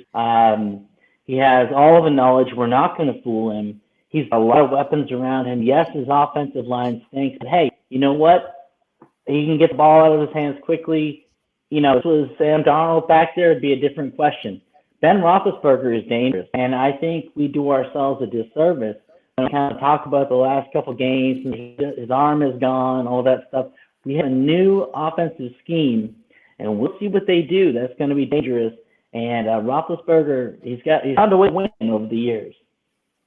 All right, I'm going to give Adam a little bit of breather here before he comes back with his pick for defense, and I'm going to go with Pat Freiermuth, the rookie tight end from Penn State. And I'll tell you what, I understand that it takes rookies time to develop, especially at the tight end position in the National Football League. But I mentioned in that AFC wildcard game, the Buffalo Bills have historically had troubles with tight ends. And a guy like Ben Roethlisberger at his age, if they come out there in a lot of 12 personnel, 2 tight end with Eric Ebron and Pat Freiermuth, and they can get some success in the running game, and they can pick up first downs over the middle of the football field with these tight ends. If they can find success in the red zone with these tight ends and they can put up points and this turns into a shootout, they do have enough playmakers on that defense with guys like Minkah Fitzpatrick and Devin Bush and TJ Watt to make some plays on that defense that could really turn the tide of this football game if it turns into a shootout. Like if we're going into the fourth quarter and it's, touchdown for touchdown, field goal for field goal, all it takes is one play to just completely sway it to one side or the other. And if it's not the Bills defense making that play, it could be a guy like TJ Watt, it could be a guy like Minkah Fitzpatrick, or it could be a guy like Devin Bush making that play that turns the tide of the game to the other team. And it might sound trivial, but the Bills have had those issues with tight ends before. So I'm going to go with Pat Freiermuth. And now I'm going to turn it back to you, Adam. Who do you think, or who scares you the most? Because you get the first overall pick here in this very unofficial snake draft. Who scares you the most on this Pittsburgh Steelers defense? Well, I'm going to go with Devin Bush. I mean, I'll tell you, I know he's coming off the injury. I know that, he may look hobbled and whatnot, but I think the Bills are going to look to get the ball out of Allen's hands quickly because of that pass rush, because of Blitzburg, and Bush is going to be flying all over the field. If we're going to see anything from that sort of underneath, these underneath routes, we've got to take advantage of Bush. We've got to see if we can beat him. But if he is even close to 100%, he's going to be a real problem on that Steelers defense. All right, Zach, you're up next. We got Devin Bush off the board, a shocker at number 1. TJ Watt, Minkah Fitzpatrick still on the board. Who are you going with? I'm going to go with Minkah Fitzpatrick because he's one of the best young safeties in the game. Everybody knows how good he is. He's a ball hawk. He can, like you said, it may take 1 or 2 plays to completely shift momentum. And if Minkah Fitzpatrick's involved in any of them, there's a high possibility the Steelers could flip the script. He's very adept at going to the ball. He's a great shutdown safety. He can provide help for them. He's all over the place. He's very dangerous. And the Bills need to make sure to keep careful consideration of where he is on the field. Yeah, I mean, Josh Allen came out and said as much this week. He needs to have one eye on Minkah Fitzpatrick at any time. He's a guy who can move across the football field, kind of like we saw Kyle Hamilton do in that Florida State game. I mean, dude can go from one side of the field to the other and make a pick. Like, he is that kind of talent. He is that kind of athlete. He's a game breaker in that secondary. So we have Devin Bush off the board. We have Minkah Fitzpatrick off the board. Ryan, who are you going with? I mean, this seems pretty easy, but who knows? Maybe you'll shock us as well. So I thought the guy that is going to be off the board, but I'm not going to go him because I already formulated an answer. Because I know the easy one who hasn't been picking yet is TJ Watt, but I'll save that for who's ever next because I already had a whole monologue saved for Joe Schobert. Because, Adam, you talked about Devin Bush being an issue. Well, you know who got the green dot, which means the linebacker that'll be in on dime packages for the Steelers defense? It's not Devin Bush. It's Joe Schobert. Joe Schobert's going to be the guy who's manning the middle of the defense. He's going to be a guy who's in charge of keeping an eye on Josh Allen. He's going to be a guy who's going to have to clean up the runs. He's going to be a guy who's going to have to pick up Dawson Knox coming over the middle or Matt Breida coming over the middle. It's going to have to cover running backs. So the ability for him to have success, and he's only been, I think they traded for him in August, so he hasn't been a Steeler for a long time. So I think his ability to pick up the Steelers' defensive game plan quickly will have a big impact on how well their defense plays as a whole. All right, Mitch, you're up. Are you going with the money pick here? Or you got something else planned? I mean, listen, I'll go with TJ Watt just because I didn't expect him to be here on the board. And I will say, real quick, a guy who I was expecting to take was Cam Hayward. I just want to quickly say who I think is been the most criminally underrated defensive lineman in the NFL throughout his entire career. No one talks about him, and he's a game wrecker. I think that he's a real could cause a lot of problems up front for the Bills, especially because that interior of the O-line did struggle a little bit last year. But no, I'll go with TJ Watt, though. I mean, he's the highest paid player on defensive player in the NFL for a reason. I mean, the guy is incredible. He's a great pass rusher. He's good against the run. He can even kind of play a little coverage. I mean, he's an all-around menace. I mean, the Bills did a great job with him last year with Darrell Williams and throwing some help over that way. But listen, TJ Watt is as good as they come. I think he's probably going to win Defensive Player of the Year this season. So, yeah, I mean, TJ Watt's a guy that they got to know where he is at all times, every single play of this game. All right, I'm going to throw out my two picks here, and that's to the guy whoever's across from TJ Watt, whether it's Alex Highsmith or whether it's Melvin Ingram. If they can get pressure from both sides, that is going to make it harder for Josh Allen to escape the pocket and make those plays down the field and take advantage of a thin secondary. If Josh Allen is rushed on one side by TJ Watt, but can escape the pocket, you've seen the throws that Josh Allen can make leaving the pocket when the play breaks down. And when you have a secondary like Pittsburgh with Terrell Edmonds, who's a box safety, James Pierre playing the boundary corner, Cam Sutton playing the nickel, Devin Bush coming off an ACL, Joe Schobert being, in my opinion, more of a line of scrimmage player, Josh Allen can make some plays even when the play breaks down, but it's going to be very hard for him to do that if the pocket is swallowed up around him on both sides. So Alex Highsmith and Melvin Ingram are two guys to watch out for on the opposite side of TJ Watt. All right, we got to do this quickly. 15 minutes till kickoff. I, number one, have to pee.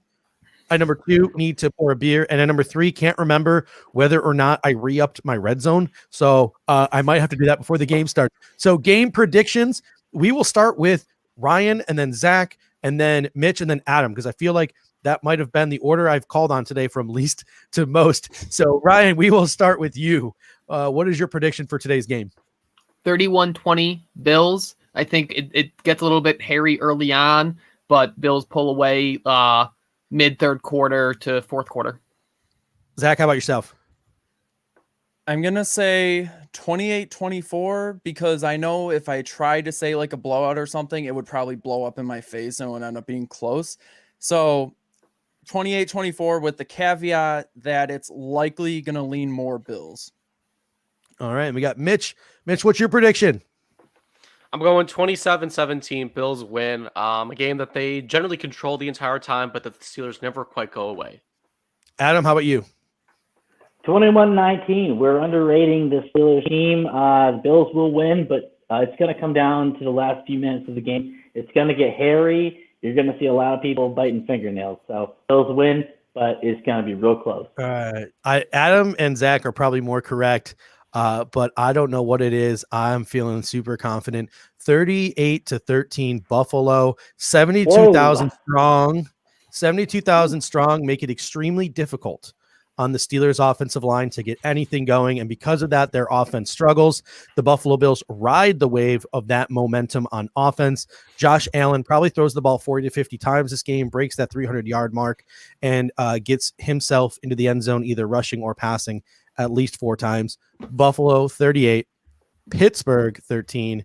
And ladies and gentlemen, that will just about do it for our home opener ourselves here on the BF Virtual Tailgate. We will be back every single week.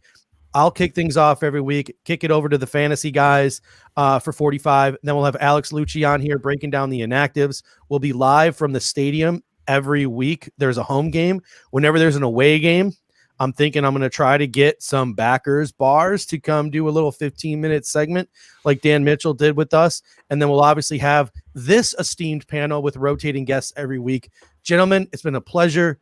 You made my job easy. All I had to do was set you up, and you guys knocked these things out of the park, like like Stanton and Judge, right, Ryan? We don't talk about the Yankees right now. All right, ladies and gentlemen, let's go Buffalo. It feels so good to be back. Hopefully, it's going to be a good football Monday. Hopefully, it'll be a victory Monday. And until next time, go Bills. Go Bills. Go Bills.